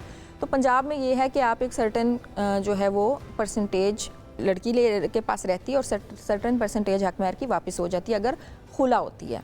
ठीक है, इट्स अगर खुला होती है, नॉट डाइवोर्स। अगर मर्द डाइवोर्स दे रहा है उसकी बात नहीं हो रही, अगर लड़की खुद खुला ले रही है वो और बात है। ठीक है, और जेवरात की कीमत से रिलेटेड, हाँ, अपनी मैं उसी पे आती हूँ। अब जैसे इस्लामाबाद में है या आप कह दो कि फेडरल में है या दूसरे सूबा में है जहाँ पे ये इतलाक नहीं है कि कुछ परसेंटेज खातून के पास रहेगी, आपको सारी खुला के टाइम वापस करनी है, तो वो मतलब ये एक सूबाई अब लॉ के हिसाब से चल रहा है। ठीक है। अब दूसरी बात ये कि अब आपने जेवरात दिया, अगर तो जेवरात उसकी पोजेशन में है, ठीक है, और वो खुला ले रही हैं तो वो ऑब्वियसली जेवरात की सूरत में उसको वापस करेंगे। अगर नहीं है तो according to the market value, according to the market value, ठीक है, द करंट मार्केट वैल्यू, वो उनको यानी कि अगर 1 तोला सोना शादी के वक्त 2014 के अंदर लेट्स इमेजिन 1 लाख रुपए का था, तो आप ये नहीं करेंगे कि 1 लाख रुपए दें, आप 1 तोला सोना ही देंगे। नहीं, हाँ, वो अब आप 1 तोला देंगे। हमारे पास एक क्वेश्चन है, खालिद अजीज साहब मौजूद है हमारे साथ। अस्सलाम वालेकुम खालिद, क्वेश्चन क्या है आपका?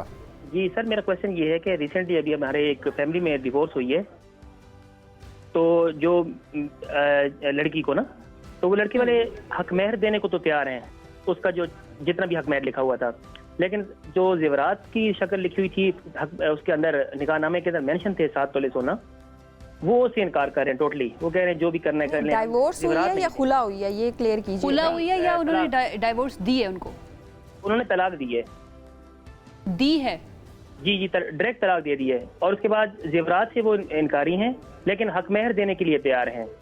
तो इस सूरत में हम क्या हक मेहर वो पैसों की शक्ल में मॉनिटरी सूरत में देने के लिए 4 या 5 लाख रुपए लिखा हुआ था, वो देने को तैयार हैं।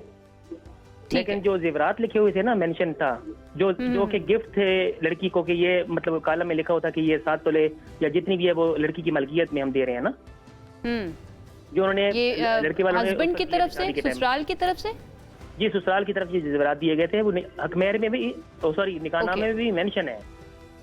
ओके, ठीक है, आप सुनते रहिए, हम जवाब लेते हैं हुमा से।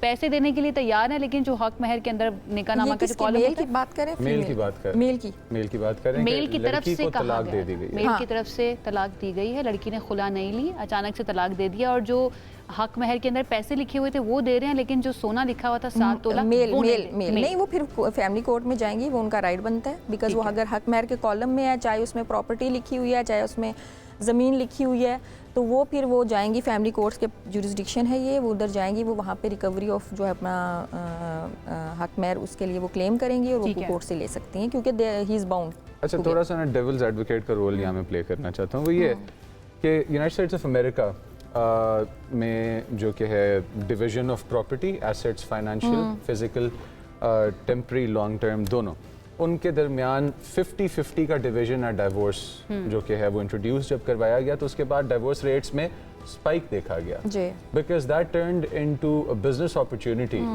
For women who didn't want to work.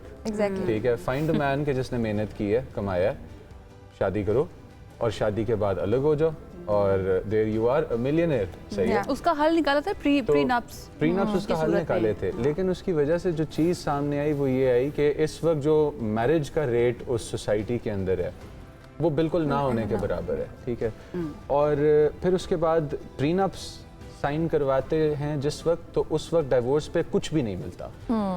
तो आपको लगता है कि ये लॉ जो इंट्रोड्यूस कराया जा रहा है, ये इंस्टीट्यूशन ऑफ मैरिज जो कि काफ़ी हमारे यहाँ पे एडवोकेट्स हैं कि it's a failed institution already, ठीक है, तो आई एम नॉट एडवोकेटिंग कि सही है या गलत है, I am just presenting the case कि ये डिस्करेज करेगा मैरिज को and some time down the road आपके पास लॉज आ जाएंगे कि जो मर्द अपने आप को प्रोटेक्ट करना चाहते हैं, कितने जो कि है वो झटके बर्दाश्त करेगा। एक दफ़ा डिवोर्स हुई, लो जी गया, दूसरी दफ़ा हुई, लो जी गया, उसके बाद ट्रस्ट इश्यूज आ जाएंगे। देखिए अभी इसके अगर मैं काउंटर करूँ, आपने कहा डिवोर्स लॉयर अगर मैं प्ले करूँ तो आप देखें कितनी सेलिब्रिटीज़ के डाइवोर्स होते हैं, पहले या तो अपनी माँ के नाम करा देते हैं प्रॉपर्टी या पहले से ही वो ना डिस्ट्रीब्यूट कर देते हैं। लेकिन अगर हम अपनी सोसाइटी की बात करें, देखिए हम हमारी सोसाइटी में ये इम्प्लीमेंटेबल नहीं हो सकता अभी की सिचुएशन की मैं बात करूँगी, बिकॉज देखिए हम अपनी बच्चियों को हम प्रॉपर्टी में हिस्सा तो दे नहीं रहे। ठीक है, हम साथ ही भाई के नाम कर दो, फलाना क्या कहेगा, पढ़े लिखे लोग ये चीज़ करते हैं, तो आप कैसे कि हस्बैंड अपनी आधी प्रॉपर्टी होगा देने में। इसमें तो सबसे पहले मैं आपको बताऊं कि इस्लामी रूह से काफ़ी आपको जो इस्लामिक साइड है उससे काफ़ी आपको हाँ, ये सोसाइटी का बहुत ज़्यादा फ़र्क है। हमारे साथ असद हुसैन मौजूद है रावलपिंडी से, उनका भी सवाल है। असद बताइएगा, क्या सवाल है आपका? वालेकुम सलाम मैम, पहले तो आप सब पैनल को मेरा सलाम। मेरा वालेकुम सलाम। जब ये रिलेशनशिप बिल्ड होता है आपस में दो फैमिलीज का, तो कुछ चीज़ें होती हैं जो आपस में मामला तय होते हैं। मेरे केस में ये था कि कंसर्न फैमिली ने ना एट द टाइम ऑफ जो सेटलमेंट की कि लड़की के नाम पे ये जेवर है और ये रिटर्न पेज में उन्होंने लिख के साइन किए थे, और जब निकाह का टाइम आया at the time of hall, तो उस टाइम उन्होंने ना वो चीज़ें निकाह नामे के कॉलम में मेंशन नहीं की, क्योंकि हम लोग लड़की वाले थे तो उस टाइम हम ये चीज़ें नहीं कर सकते थे। हो सकता है कि रिश्ता कैंसिल हो जाता डर के मारे, बट ये है कि अभी वो इस चीज़ से मुकर गए और वो जो चीज़ें थी वो सेपरेशन होगी सारी, और अभी जो केस चल रहा है वो चल रहा है कोर्ट में। अब जो सुप्रीम कोर्ट का जो फैसला आया, इसके मद्देनजर में आया कि कंसर्न फैमिली लायबल है कि लड़की को चीज़ें वापस कर सके या नहीं, क्योंकि उन्होंने रिटर्न पेज पे लिखा है और पूरी फैमिली के जो कंसर्न बंदे उन्होंने साइन किए हैं। ठीक है, और कहाँ पर लिखा था, बस ये बता दीजिए असद। जी, एक डायरी पे, मतलब कि जब होता है रिश्ता होता है और होती है। ठीक है, आपका क्वेश्चन आ गया। हाजी निसार साहब हमारे साथ मौजूद हैं कराची से, गुजरात से हमारे पास हाजी निसार साहब मौजूद हैं।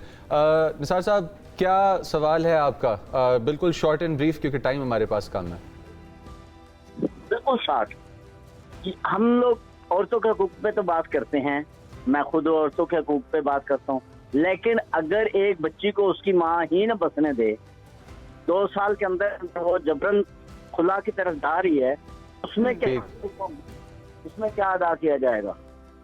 ठीक है, आपका सवाल आ गया है सर। बड़ा आपने ना पेन पॉइंट जो है ना उसको टच कर दिया। Thank you so much Nisar साहब हमें ज्वाइन करने के लिए। असद का सवाल ये है कि भाई पहले उन्होंने एक डायरी पर तो लिख दिया और कह दिया कि हम ये सारे तोहफे देंगे, लेकिन निकाहनामा पे नहीं लिखा। अब डिवोर्स हो गई है, ठीक है, सेपरेशन हो गई है, तो अब अदालत के अंदर अब किस तरह से वो जाकर प्रूव करेंगे? क्या वो पर्चा काफी होगा? क्या उस पर साइन थे दोनों पार्टीज के, ये मैटर करता है। ठीक है, वो राइटिंग किसकी थी ये भी मैटर करता है। ठीक है, ठीक है, और फोरेंसिक कराना पड़ेगा। वो तो देखिए फोरेंसिक की बात नहीं है, वो आप किसी गवाहान की मौजूदगी में होगा। अगर there are number of witnesses, फिर तो आपको ज़रूरत नहीं है कि आप फोरेंसिक में जाएंगे या वो जाएंगे, दैट्स नॉट दैट काइंड। तो वो डिपेंड करेगा फिर आपकी कितनी स्टेटमेंट्स जो हैं वो आपकी फेवर में आ रही हैं, उनमें क्या कॉन्ट्रडिक्शंस हैं नहीं हैं, then court will decide it. तो अगर राइटिंग में भी है बट इस इन राइटिंग, और अगर आपके सिग्नेचर्स हैं, गवाहान मौजूद हैं, so you can go to the court. और हाजी निसार साहब का कि अगर लड़की की माँ ही उसको बसने ना दे, और होती हैं इस तरह की ये बड़ा एक ना, ये हमारे यहाँ, मैं अगर अपना एक्सपीरियंस भी शेयर करूँ ना, अगर हमारे यहाँ थोड़ा सा कोई मियाँ बीवी में कोई चल रहा है, अगर नाचाकी चल रही है और वो आते हैं और हम कोशिश करते हैं हम उनकी जो है वो सुलह कराएं, या हम थोड़ा सा वो तो जो माँ बाप होते हैं ना, दोनों तरफ से जो फैमिलीज़ होती हैं वो नहीं बसने देती हैं अक्सर, दोनों तरफ से। मैं एक की बात नहीं करूँगी, क्योंकि उन्होंने ना अपने ईगोज़ के मसले बना लिए होते हैं। नहीं, अब तुम ऐसे करोगे तो ये होगा, तुम ऐसे, और मियाँ बीवी रहना चाह रहे होते हैं अक्सर, दे वांट टू कि हम जो है वो चलें। अच्छा, ये फैमिलीज़ के ऊपर भी बहुत ज़्यादा एग्जैक्टली, लेकिन मुझे ये लगता है कि बीइंग अ पर्सन, हमें इस सोसाइटी खुद ये सिखाया भी नहीं जाता कि आपने अपनी एक जो आपकी अपनी फैमिली आप लेके चल रहे हो, अब जो आपके बीवी हैं, बच्चे हैं, आपने उनको प्रोटेक्ट कैसे करना है। आपने अपनी वो कह दो कि पावर भी अपने माँ बाप को दे दी होती है, बहन भाइयों को देती होती है कि तुम डिसाइड करो। बहुत छोटे बड़े नज़र आते हैं हमें हमारी सोसाइटी के अंदर।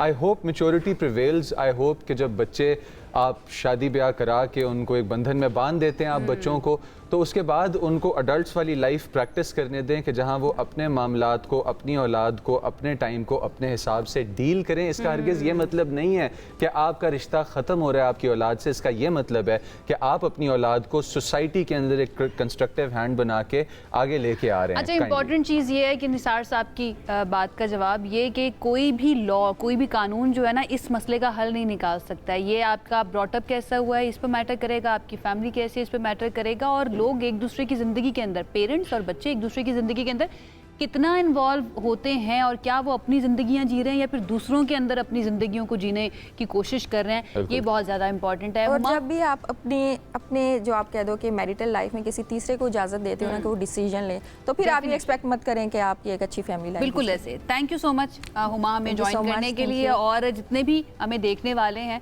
ये बहुत ज़्यादा ज़रूरी है कि भाई पेरेंट्स जो है ना वो अपनी ज़िंदगियाँ जिएँ और बच्चों को अपनी ज़िंदगियाँ जीने दें। एंड जो कवानीन अब आ चुके हैं ना, कोशिश करें कि अदालत तक बात ना ही जाए और आप आपस के अंदर बैठकर बात करके मामलात का हल निकालें, वो बहुत ज़्यादा ज़रूरी है। एक ब्रेक की तरफ जाते हैं, स्टे विद अस।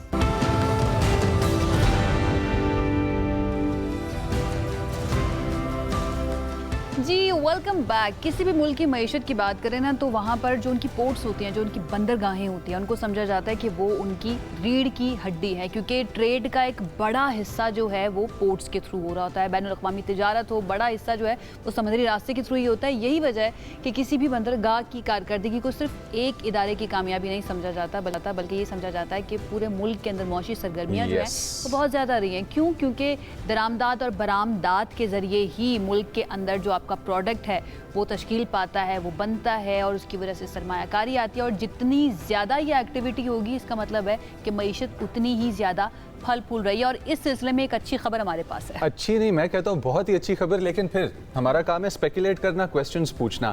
बताता चलूँ आपको, कराची पोर्ट ट्रस्ट ने अपनी 138 साल तारीख के अंदर कार्गो हैंडलिंग का एक नया रिकॉर्ड कायम कर दिया है। अब 138 साल बहुत सारे साल होते हैं, लेकिन पास्ट में पॉपुलेशन भी कम थी तो ट्रेड भी कम होती थी। अगर उस हिसाब से देखा जाए तो रिकॉर्ड्स आने वाले फ्यूचर में ही होंगे। रिकॉर्ड क्या है कि 5,46,85,000 से ज़्यादा टन, ठीक है, टन, 1,000 किलो का एक टन होता है। अब मल्टीप्लाई कर लें जो मैंने आपको नंबर बताया उसको 1000 से, आपको पता चल जाएगा कितने करोड़ों किलो, अरबों किलो जो है वो हैंडल किया गया है, जो एक ज़बरदस्त संगे मील है।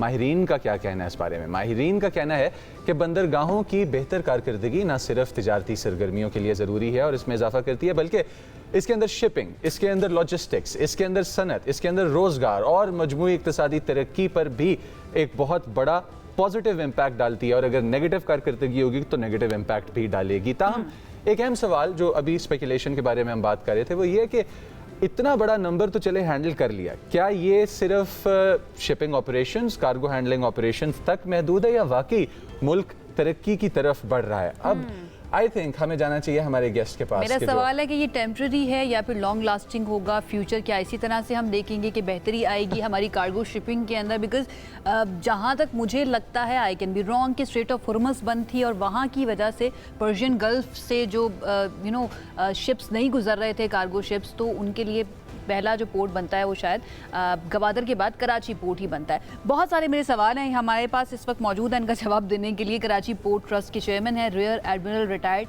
शाहिद अहमद साहब। उनकी तरफ चलते हैं और जानते हैं, और सबसे पहले तो मुबारकबाद उनको देते हैं। बहुत बहुत मुबारक हो एडमिरल साहब आपको, ये बहुत बड़ा संगे मील है, डेफिनेटली पाकिस्तान की मईशत के लिए बहुत अच्छा है। क्या फैक्टर्स इन्वॉल्व हैं इसके अंदर? क्या स्ट्रेट ऑफ हुर्मुज़ का बंद होना कराची पोर्ट ट्रस्ट की किस्मत खुलने का बाइस बना है, या फिर और भी अवामिल हैं?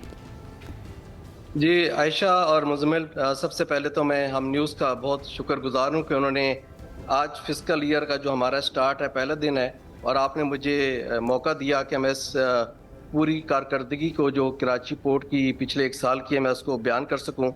और जो पहले ही क्वेश्चन आपने पूछा है, मैं उस पर बिल्कुल ये कमेंट करूँगा कि जो कराची पोर्ट ने ये कारकर्दगी 1 साल में दिखाई है, ये बेसिकली एक बहुत बड़े एफर्ट के बाद ये एक नतीजा है।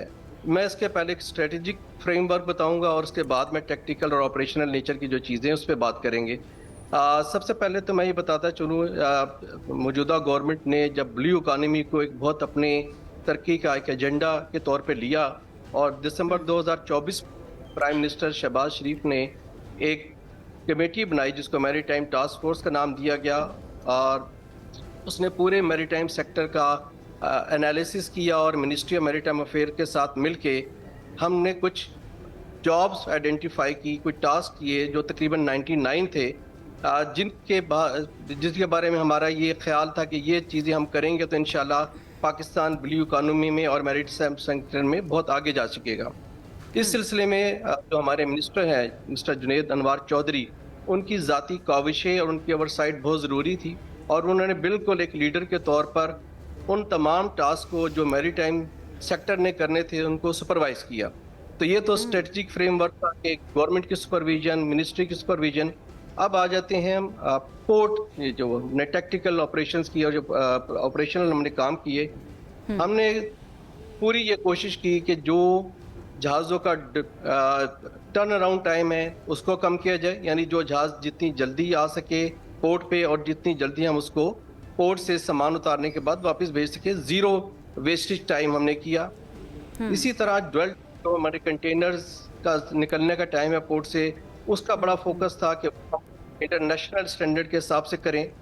और इन तमाम रेगुलेटरी काम में जिसमें कस्टम ने बहुत हमारे साथ दिया, मैं ये बताता चलूँ 1 साल में पाकिस्तान केपीटी की जो वर्ल्ड रैंकिंग है, जो कि वर्ल्ड बैंक डिसाइड, वो अच्छा, एडमिरल साहब मैं ये जानना चाह रही हूँ कि अट्रैक्ट कैसे किया हमने इतने सारे कार्गो शिप्स को? क्या कोई इवेंट इसके पीछे था जिसकी वजह से यहाँ पर इतना ज़्यादा फ्लक्स हुआ कार्गो शिप्स का, और देन पाकिस्तान या केपीटी की तरफ से बहुत अच्छी हैंडलिंग की गई, वी ऑल नो दैट, और उसी को हम सेलिब्रेट भी आज कर रहे हैं।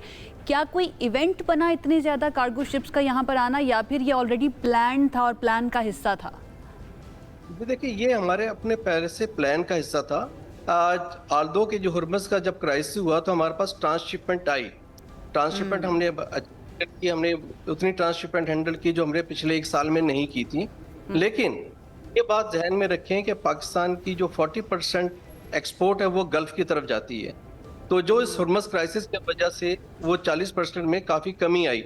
लेकिन इन तमाम कमी के बावजूद हमने अपने टारगेट अचीव किए। तो ऐसा नहीं है कि ये हुर्मुज़ क्राइसिस आया तो हमारे पास कार्गो ज़्यादा आ गया, ऐसा नहीं है। जो हमारी अपनी एक्सपेक्टेशन थी, अभी हमने 1% शायद कम हमने हैंडल किया। अगर ये हुर्मुज़ क्राइसिस ना होता तो शायद हम इससे ज़्यादा कार्गो हैंडल कर सकते थे। इस हुर्मुज़ क्राइसिस का में ये फ़ायदा हुआ कि लोगों को Karachi port as a transshipment destination के तौर पर उभर के सामने आया। तो इस क्राइसिस ने हमें ये एक अपॉर्चुनिटी प्रोवाइड की कि इन फ्यूचर में इंशाल्लाह पाकिस्तान और कराची पोर्ट जो है वो एक ट्रांसशिपमेंट हब के तौर पर दुनिया के सामने आएगी। अच्छा सर, मेरा 2 पार्ट क्वेश्चन है। एक तो ये कि ट्रांसशिपमेंट की आपने बात की, क्या हमारे पास नए विजिटर्स इस पोर्ट पे बाद में आते रहेंगे? बिकॉज ज़ाहिर बात है एक ऑल्टरनेट नज़र आया दुनिया को कि कराची पोर्ट कैपेसिटी रखता है चीज़ों को हैंडल करने की। दूसरा, कैपेसिटी इटसेल्फ क्या इससे ज़्यादा है हैंडल करने की, जो कि हमने इस टाइम पे ये रिकॉर्ड है जो सामने आया, इससे ज़्यादा कैपेसिटी रखते हैं हम हैंडल करने की? जी, पहले मैं आपके दूसरे पार्ट का जवाब दूंगा कि कैपेसिटी तो अल्हम्दुलिल्लाह कराची पोर्ट के पास अभी कैपेसिटी बहुत अवेलेबल है।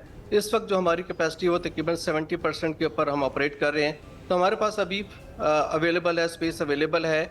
दूसरा, इसी हुर्मुज़ क्राइसिस में हमने और जो मिनिस्ट्री ने मिलकर एक काम किया, हमने ऑफ डॉक टर्मिनल्स की कैपेसिटी इन्हांस कर ली है। तो हमारे पास ऑफ डॉक टर्मिनल्स पे भी 1 से 1.5 लाख कंटेनर्स के हैंडल करने की एक्स्ट्रा गुंजाइश हमारे पास अवेलेबल हो गई है। दूसरा, आपने कहा कि क्या नई शिपिंग लाइंस, अल्हम्दुलिल्लाह ना सिर्फ शिपिंग लाइंस बल्कि बहुत सारे कंट्रीज आ चुके हैं और हमारे पास इस वक्त पाकिस्तान का जो लाइनर शिपिंग इंडेक्स है वो इस वक्त दुनिया में उन तमाम ममालिक में आगे है जहाँ पे नई शिपिंग लाइंस ने विजिट करना शुरू कर दिया। इस हुर्मुज़ क्राइसिस में हमने तकरीबन 70 जहाज़ फीडर सर्विस के तौर पे चलाए और इसी तरह एडहॉक यानी जो वेसल्स कराची के लिए डेस्टिन नहीं थे केपीटी में आने के लिए, हमने उनको बुलाया, इनवाइट किया, वो तकरीबन 85 थे। तो अल्लाह का शुक्र है कि नई शिपिंग लाइंस और नए प्लेयर्स कराची पोर्ट में भी और पाकिस्तान में as a maritime sector already enter कर चुके। ठीक है, that is a great news. Sir, एक सवाल मेरा ये है कि हमने कौन सी कंट्री की ट्रैफिक जो है ना उसको अपनी तरफ अट्रैक्ट किया है? क्या हम अगर इंडिया की तरफ देखें वहाँ से ट्रैफिक को हमने अपनी तरफ अट्रैक्ट किया है, ओमान की तरफ से किया है, ईरान की तरफ से किया है? अपने आप को एक मुतबादिल ऑप्शन के तौर पर रखना, कौन कौन सी कंट्रीज़ को हमने टारगेट किया या फिर किसकी ट्रैफिक हमारी तरफ ज़्यादा आई है? देखिए, ट्रांसशिपमेंट की अगर बात करें तो ये तो रोज़े रोशन की तरह आया कि चूँकि हुर्मुज़ बंद होने की वजह से जो कार्गो जाता था आपका गल्फ की तरफ वो रिस्ट्रिक्ट हुआ और वो हमारे पास ज़रूर आया। इसी तरह आप ईरान की बात कर रही हैं, ऑलरेडी मीडियाज़ में न्यूज़ है कि ऑलरेडी जो ईरान के बहुत सारे कंटेनर्स हैं वो पाकिस्तान में हैं और इंशाल्लाह वो ट्रांसशिपमेंट के थ्रू आप ईरान वापस जाएंगे। इसी तरह और बहुत सारे तो स्ट्रेट ऑफ हुर्मुज़ पे जब सारी एक्टिविटी जो इस वक्त चल रही है अगर ख़त्म हो जाती है, वहाँ का कॉन्फ्लिक्ट ख़त्म हो जाता है, तो आपको लगता है तब भी ट्रैफिक ऐसी ही रहेगी केपीटी के ऊपर या फिर आपको कम होती भी नज़र आ रही है? क्योंकि यहाँ पर जितना मुझे समझ आया कि शायद पाक की हैं जितनी भी कंट्रीज से शिप्स यहाँ पर आ रहे थे। एम आई राइट? नहीं, मैं इस पर थोड़ा सा डिफर करूँगा। देखिए, लोगों का एक मिसकंसेप्शन शायद ये था कि जी कुछ कंटेनर ऐसे हैं जो लोगों ने डंप कर दिए और वो छोड़ के चले गए। ऐसा बिल्कुल नहीं है। जितने कंटेनर्स आए थे वो तकरीबन हमने सारे ट्रांसशिपमेंट के थ्रू अपनी अपनी डेस्टिनेशन पे जा चुके हैं। देखिए, अब हुर्मुज़ पहले ज़िंदगी में हमने कभी बंद होते हुए नहीं देखा, अब दुनिया ने देख लिया कि हुर्मुज़ बंद हो गया है। अब लोग अल्टरनेट्स की तरफ जा चुके हैं, हर शिपिंग लाइन अभी अल्टरनेट तलाश कर रही है और पाकिस्तान में गवादर, कराची पोर्ट और पोर्ट कासिम एक बहुत ज़बरदस्त डेस्टिनेशन है फ्यूचर के लिए।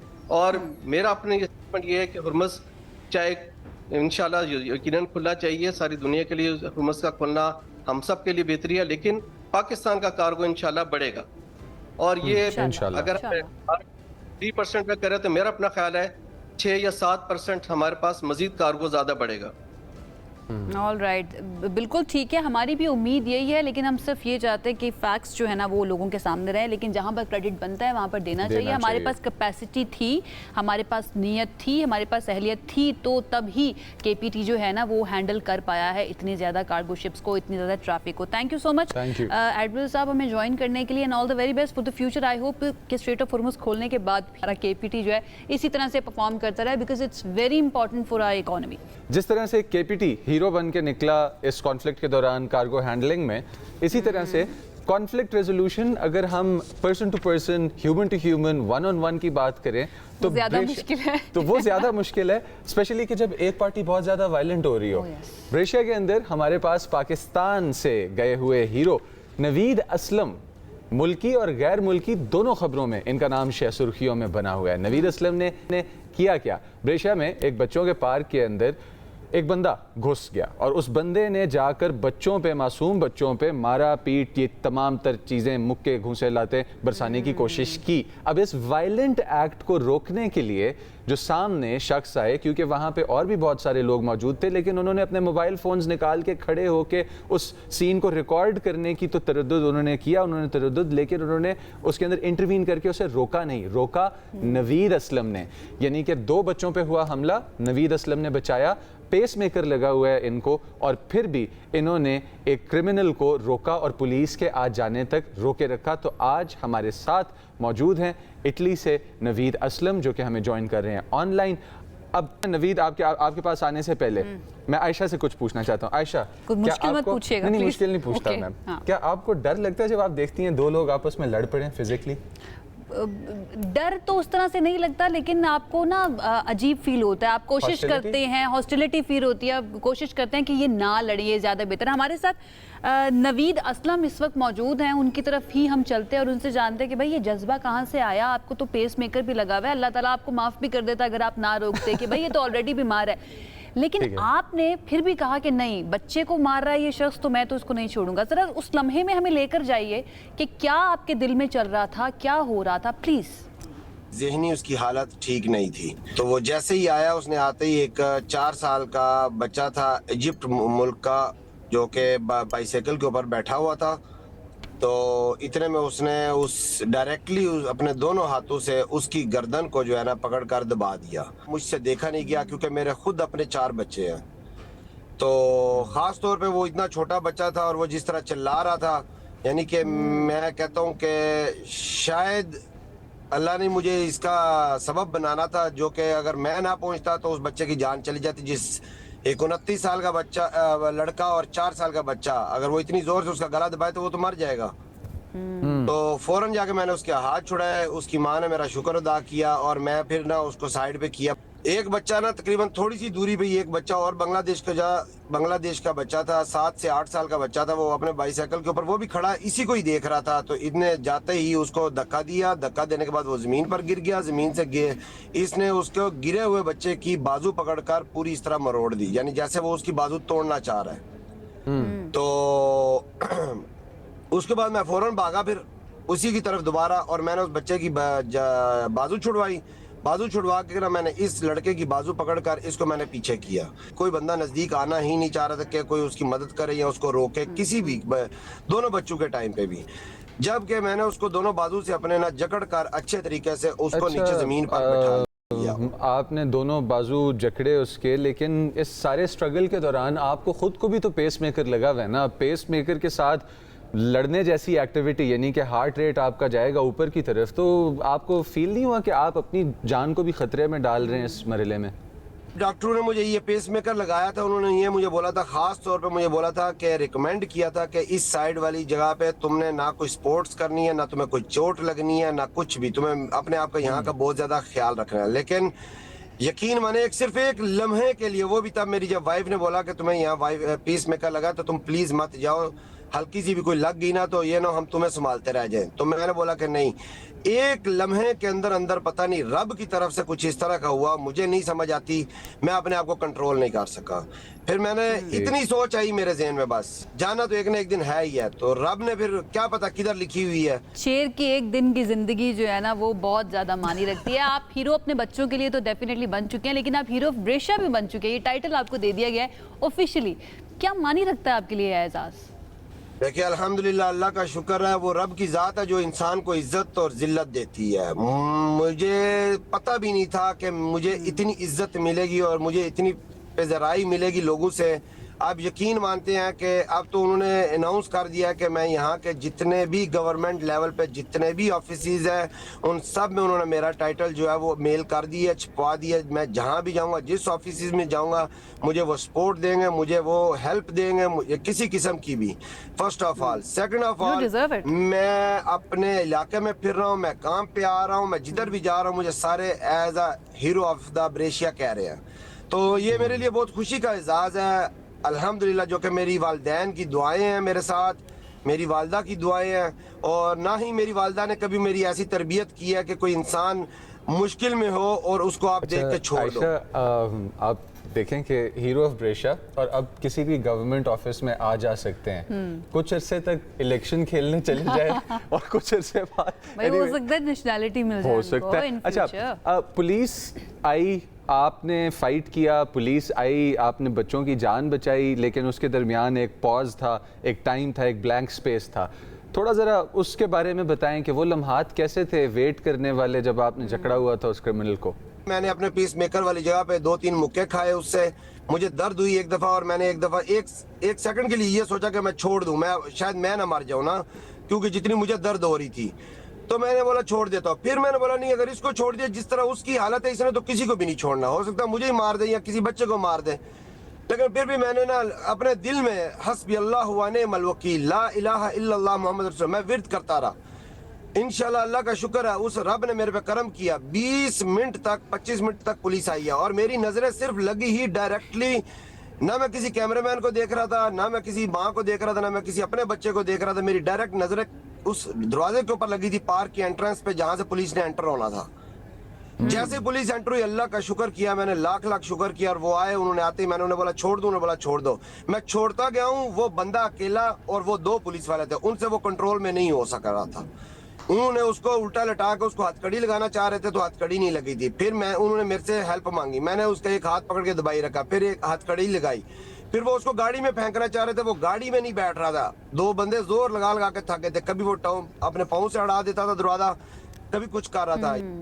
अच्छा, इतना ज़्यादा मुश्किल था उसको हैंडल करना, इतना ज़्यादा मुश्किल था उसको हैंडल करना। और हम लोग शिकवा करते हैं कि हमारे यहाँ पुलिस लेट आती है, ऑन द स्ट्रीट्स जो आपको सुनने में मिलता है कि जी पुलिस देर से आई है, 20 से 25 मिनट लगे बच्चों के पास। वहाँ की पुलिस भी ऐसी है, कहने का मतलब ये है। अच्छा नवीद, फर्स्ट ऑफ ऑल बहुत अच्छा लग रहा है आपसे बात करके। आई होप आपको देखकर लोग जो है ना सीखें भी कि किस तरह से एक एक्टिव मेंबर बनना सोसाइटी का बहुत ज़्यादा ज़रूरी है। लोगों का रद्द-ए-अमल या फिर लोगों को कुछ कहना चाहेंगे, कुछ बताना चाहेंगे, कोई मैसेज देना चाहेंगे?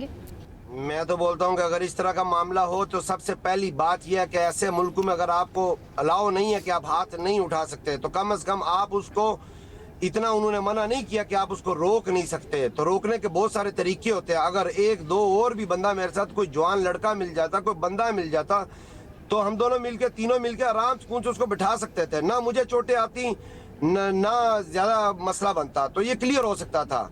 बजाय इसके कि लोग उसके पीछे पीछे लग के तमाशा लगा, वो पता नहीं किस कंडीशन में है कि वो और उस चीज से ना वो बढ़ रही थी उसकी वो चीज, और गुस्सा उसका बढ़ रहा था। बहुत खूब और बहुत सच। Naveed, we are proud of you. Allah पाक आपको अच्छी सेहत में रखें, अल्लाह पाक आपकी फैमिली को अच्छी सेहत में रखें, और अल्लाह पाक सबके बच्चों को सेफ़ और अल्लाह पाक सबके बच्चों को महफूज रखें। आपने हमें ज्वाइन किया, वक्त निकाला, आपका बहुत बहुत शुक्रिया। अब व्यूअर्स, इसी के साथ एक शॉर्ट ब्रेक का वक्त हुआ जाता है, दूसरी साइड पर मुलाकात होती है, सेगमेंट्स और भी लाइंड अप हैं, साथ रहिएगा।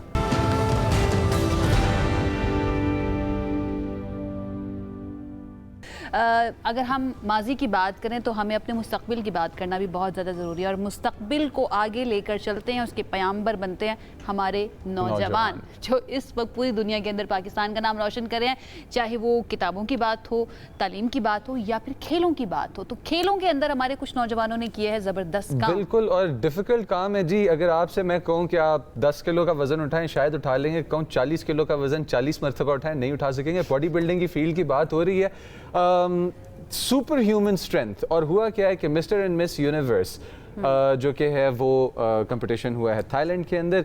अब थाईलैंड के अंदर ये जो कंपटीशन हुआ है, इस कंपटीशन के अंदर पाकिस्तान ने लाइन लगा दी गोल्ड मेडल्स की। तकरीबन 12 हमारे बॉडी बिल्डर्स एथलीट्स वहाँ खेलने के लिए गए और 12 ही गोल्ड मेडल्स लेके आए। इसके साथ इन्होंने प्रो कार्ड्स जीते और पोडियम के ऊपर पाकिस्तान का नाम किया इन्होंने रोशन।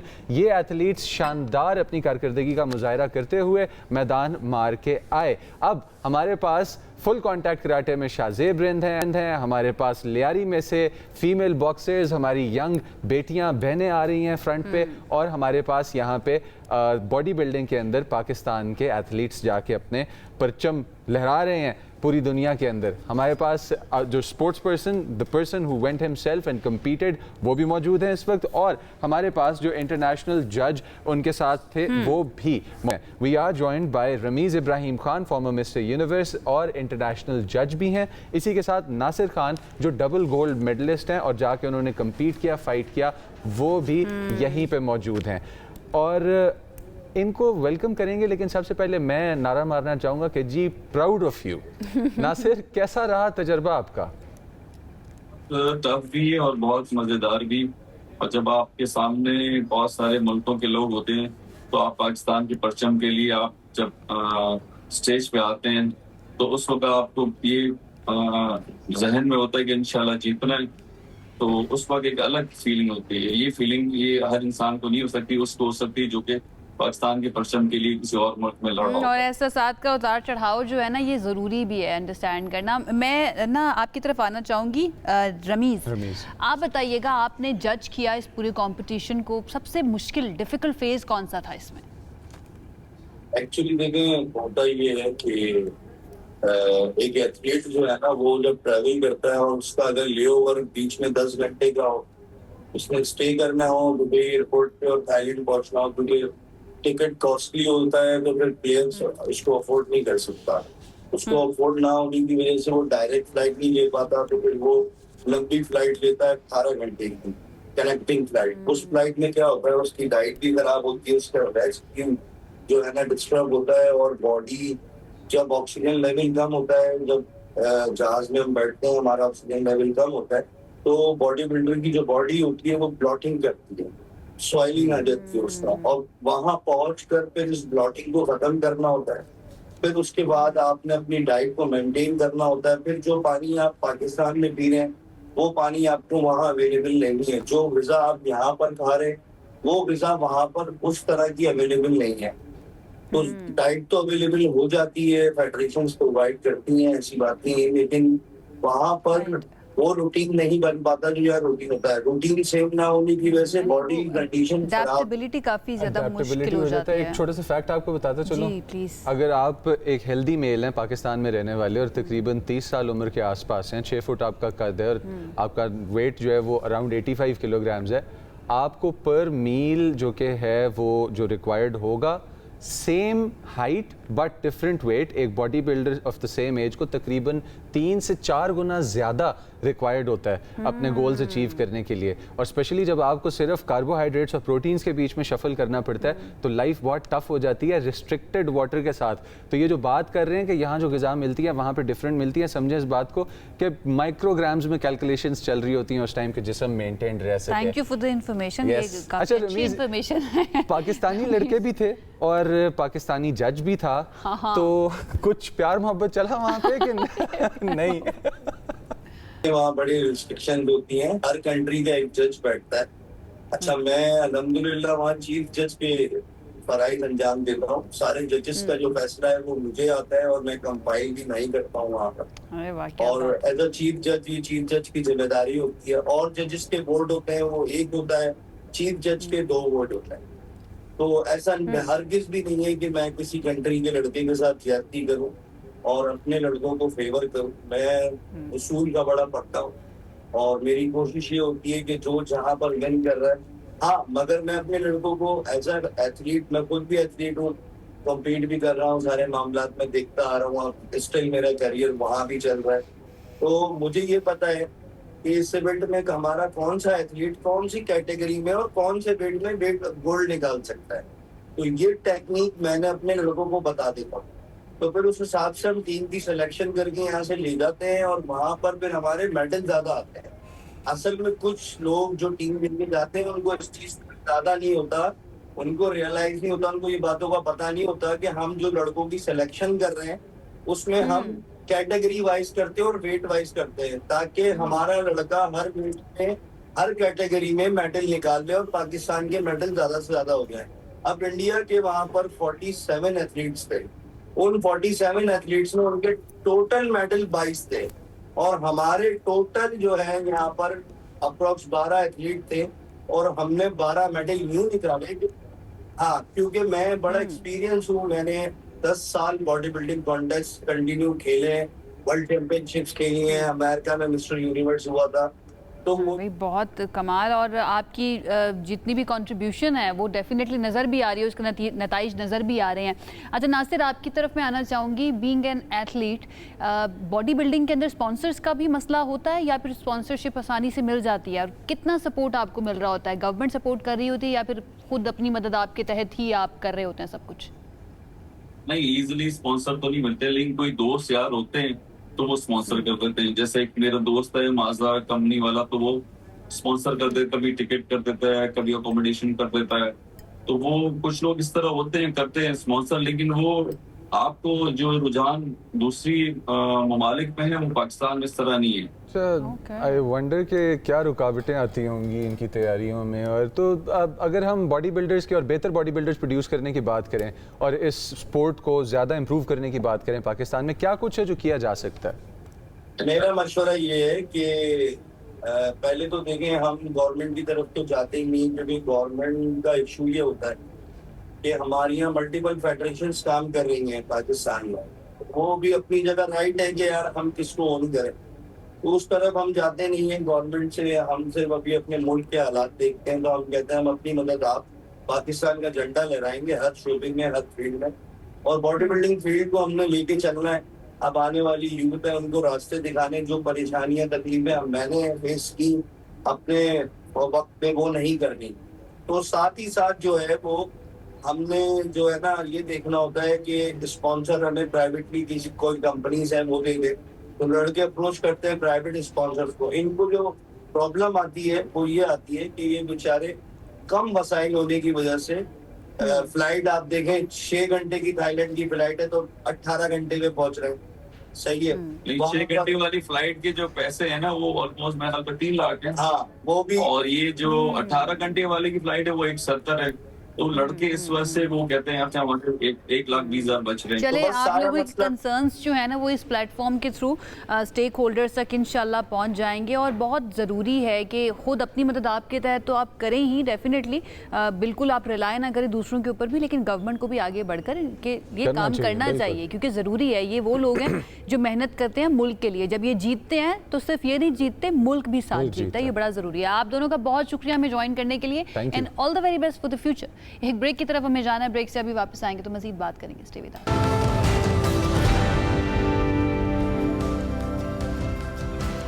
जी वेलकम बैक। हमने आगाज़ किया था गर्म मौसम के साथ, अब आखिरी सेगमेंट जो है ना वो भी ज़रा गर्म मौसम और गर्म मौसम के असरात के बारे में बात कर लेते हैं जो होते हैं हमारी स्किन के ऊपर। ख़वातीन को तो बहुत ही ज़्यादा इशू होता है, लेकिन बहुत सारे मर्द भी अब ऐसे हैं वो बिल्कुल भी you know they can not get away with it कि जी हमें तो इतना ज़्यादा स्किन का मसला नहीं होता, क्योंकि होता है। मैंने देखा है लड़के भी बहुत ज़्यादा ख्याल रखते हैं कि हीट स्ट्रोक हो, पानी की कमी बहुत ज़्यादा हो जाती है। क्यों? क्योंकि आपको पसीना बहुत आ रहा होता है एंड देन आपको टायर्डनेस बहुत ज़्यादा फील हो रही होती है। ऐसे मौसम के अंदर आप अपनी स्किन को कैसे बेहतर रख सकते हैं, कैसे धूप से बचा सकते हैं, कैसे शदीद गर्मी से बचा सकते हैं, एट द सेम टाइम ये जो बहुत ज़्यादा ना मॉइस्चर आपको फील हो रहा होता है, इससे कैसे बचा सकते हैं? आजकल आपने लड़कों की बात की कि जो स्किन का ख्याल, आजकल लड़के पर्म करवा रहे हैं, तो आई थिंक लड़के अगर बालों को पर्म करवा रहे हैं तो स्किन के बारे में वेरी कॉन्शियस। कभी-कभी लगता है कि शायद लड़कियों से ज़्यादा लड़के ख्याल रखना शुरू हो गए। ज़्यादा मतलब मैं अगर अपनी फील्ड की बात करूं तो कुछ ऐसे दोस्त हैं जो मुझे बता रहे हैं कि यार विटामिन सी का यूज नाइसिनामाइड के साथ अगर तुम पेयर कर दो ना तो क्या बात है। तो अगर इतना I don't even know, this is all gibberish to मी।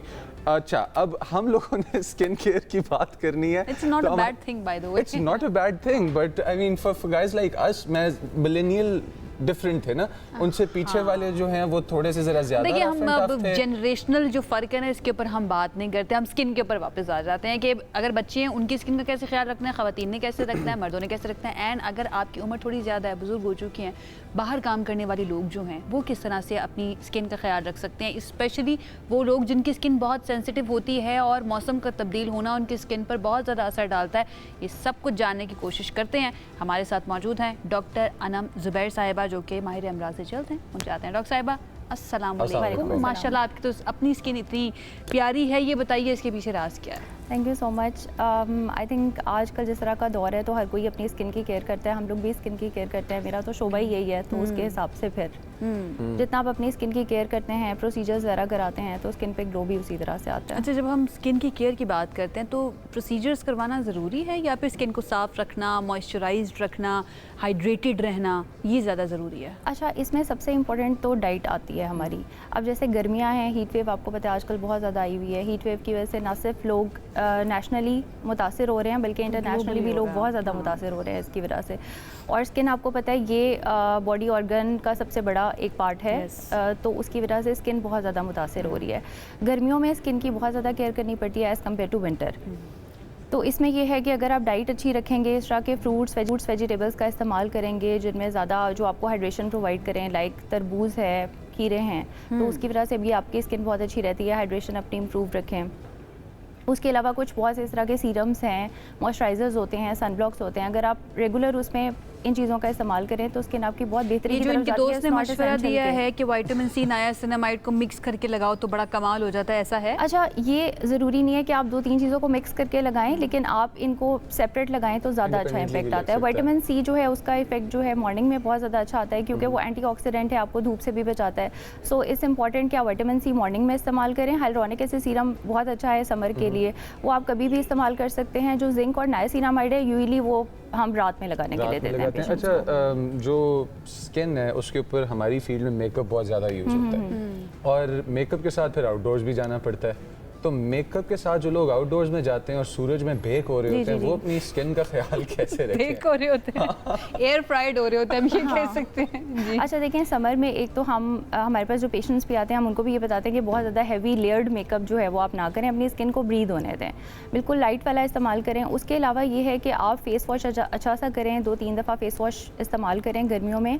सबसे इंपॉर्टेंट ये है कि आप इस तरह के मॉइस्चराइजर जो सनब्लॉक इस्तेमाल करें जो कि लाइट वेट हों, जेल बेस्ड, वाटर बेस्ड आते हैं आजकल मॉइस्चराइजर्स सर्दियों में और तरह के होते हैं, गर्मियों में और तरह के होते हैं। ये सवाल करने लगी थी कि क्योंकि गर्मी से रिलेटेड और गर्मी बहुत ज़्यादा इफेक्ट करती है आपकी, आप घर के अंदर भी बैठे हुए तब भी आपको समटाइम्स टैनिंग हो जाती है। ऐसे ही है। तो क्या गर्मियों में इस्तेमाल होने वाले प्रोडक्ट्स या गर्मियों में जिस तरह से ख्याल रखना है वो सर्दियों से मुख्तलिफ होगा? बिल्कुल मुख्तलिफ होते हैं। अच्छा, ये जो आप बात करिए ना कि घर के अंदर भी टैनिंग होती है, बहुत से पेशेंट्स मुझे ये कहते हैं कि हम क्या सनब्लॉक घर के अंदर भी इस्तेमाल करें, तो मैं उनको ये कहती हूँ कि घर के अंदर इस्तेमाल करना बहुत ज़रूरी होता है। धूप की 2 तरह की रेज होती हैं, UVA जो है वो बाहर रहती हैं, UVB अंदर भी पेनिट्रेट करती हैं। सो आपको जो है वो घर के आ अंदर जाती भी हैं, हमें नज़र भी नहीं आती। ओके, तो सनब्लॉक आपको अंदर भी इस्तेमाल करना होता है, प्लस सनब्लॉक जो है वो आप अपनी स्किन टाइप के अकॉर्डिंगली आप लें। जो ऑयली स्किन है उनके लिए अलग सनब्लॉक होते हैं, जो ड्राई स्किन है उसके लिए अलग होते हैं। अब गर्मियों में क्योंकि लोगों को बहुत से स्किन के मसाइल हो रहे हैं, आजकल हीट वेव की वजह से लोगों को सनबर्न बहुत ज़्यादा हो रहा है जिसकी वजह से पिगमेंटेशन डेवलप होती है, स्किन एलर्जीज़ के प्रॉब्लम बहुत ज़्यादा आ रहे हैं। पेशेंट्स हमारे पास रिपोर्ट हो रहे हैं बहुत ज़्यादा उनको रैश डेवलप हो रहा है। उसके अलावा आपको पता है कि गर्मियों में एक्नी, एक्जिमा जो कि बहुत रिकरेंट लोगों को प्रॉब्लम रहता है वो बहुत ज़्यादा एग्रोवेट हो जाता है। फंगल इन्फेक्शंस हैं बहुत ज़्यादा एग्रोवेट हो जाते हैं क्योंकि इसका डायरेक्टली ताल्लुक है स्वेटिंग से। जब स्वेटिंग बहुत ज़्यादा होती है तो ये प्रॉब्लम्स आजकल हमारे पास रिसेंटली मैं एक्सपीरियंस कर रही हूँ। अपनी अम्मी को मैं हॉस्पिटल लेके गई, 3-4 दिन मुझे धूप में अगर आना चाहिए, सारी स्किन के ऊपर आपकी जो है ना फ्लेयर अप हो गया और आपकी टैनिंग जो है ना वो बहुत ही ज़्यादा, आपको अपने प्रोडक्ट्स चेंज करने पड़ जाते हैं। मेरा एक सवाल है, बहुत सारी चीज़ों के असरात तो हमें नज़र आते हैं, जैसे हमें मॉइस्चराइज़र का भी बारे में भी पता चल जाएगा अगर वो असर कर रहा है या नहीं, हमें सीरम्स के बारे में भी पता चल जाएगा, लेकिन सनस्क्रीन का हमें कैसे पता चले कि कौन सा ठीक है और कौन सा नहीं है? उसके क्या साइंस क्या होंगे?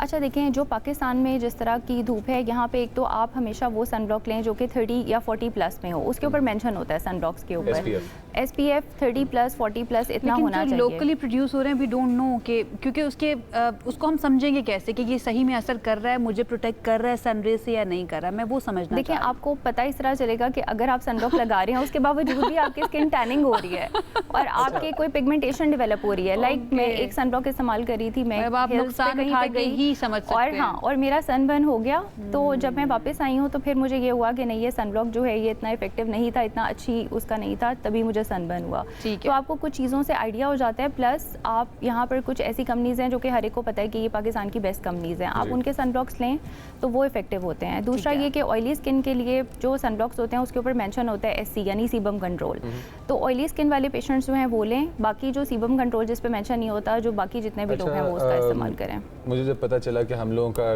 डर्मेटोलॉजी के बारे में, स्पेसिफिकली स्किन के और गर्मी के कंडीशंस के बारे में सेगमेंट लाइंड अप है, तो मैंने क्वेश्चन पूछा सोशल मीडिया पे लोगों से, कुछ और दोस्तों की तरफ से आए सवालात, बिकॉज जिस तरह इन्होंने कहा बॉयज़ यूजुअली केयर नहीं करते, लेकिन अब वो टाइप है बॉयज़ की जो बहुत ज़्यादा केयर करते हैं। क्वेश्चन आया which is a good thing, good thing। Islamabad से बहुत अच्छे दोस्त हैं मेरे, साजिद खान उनका नाम है, उनकी तरफ से क्वेश्चन आया कि स्मोकिंग से स्किन को कोई डिफरेंस पड़ता है आपकी, या स्मोकर्स की स्किन को स्मोकिंग से नहीं डिफरेंस पड़ता?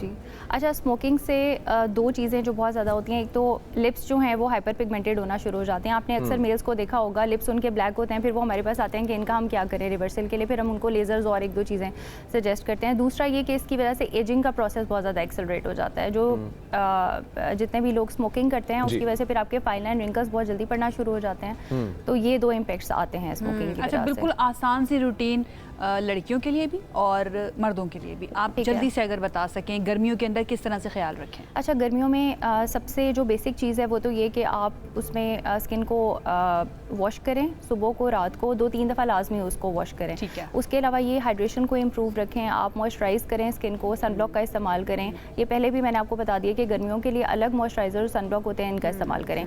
जहाँ तक सीरम्स की बात रही तो vitamin C, hyaluronic acid serum ये बहुत अच्छे हैं, नाइसिनामाइड बहुत अच्छा है, ऑयल कंट्रोलिंग के लिए बहुत अच्छा है।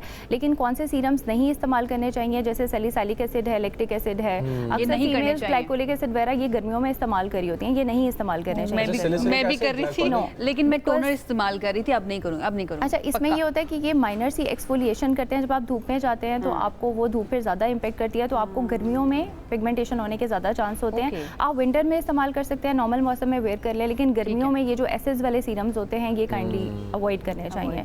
उसके अलावा यही है कि सीरम्स के अलावा आप मतलब वैसे तो इतनी सबर में कोशिश करें कि आप अंदर रहें। अगर आपको बाहर निकलना भी है तो फीमेल्स जो हैं वो हैट इस्तेमाल करें, या फिर जो वाइट शॉल्स या वो हैं वो इस्तेमाल करें, क्योंकि वो धूप को रिफ्लेक्ट करता है, तो आपको धूप का इतना असर नहीं होता। और मेल्स के लिए ये है कि वो हैट्स का इस्तेमाल लाजमी करें। और थैंक यू डॉक्टर साहब, आपने टाइम निकाला, आपने हमें ज्वाइन किया। इसी के साथ व्यूअर्स, हमारे के शो का वक्त हो चुका है खत्म। बातें बाकी थीं लेकिन टाइम बाकी नहीं रहा हमारे पास। सेम टाइम सेम चैनल फिर होगी मुलाकात। आयशा यूसुफ, मैं Muzammil Ali Khan. That is all for today's show. Allah हाफिज़।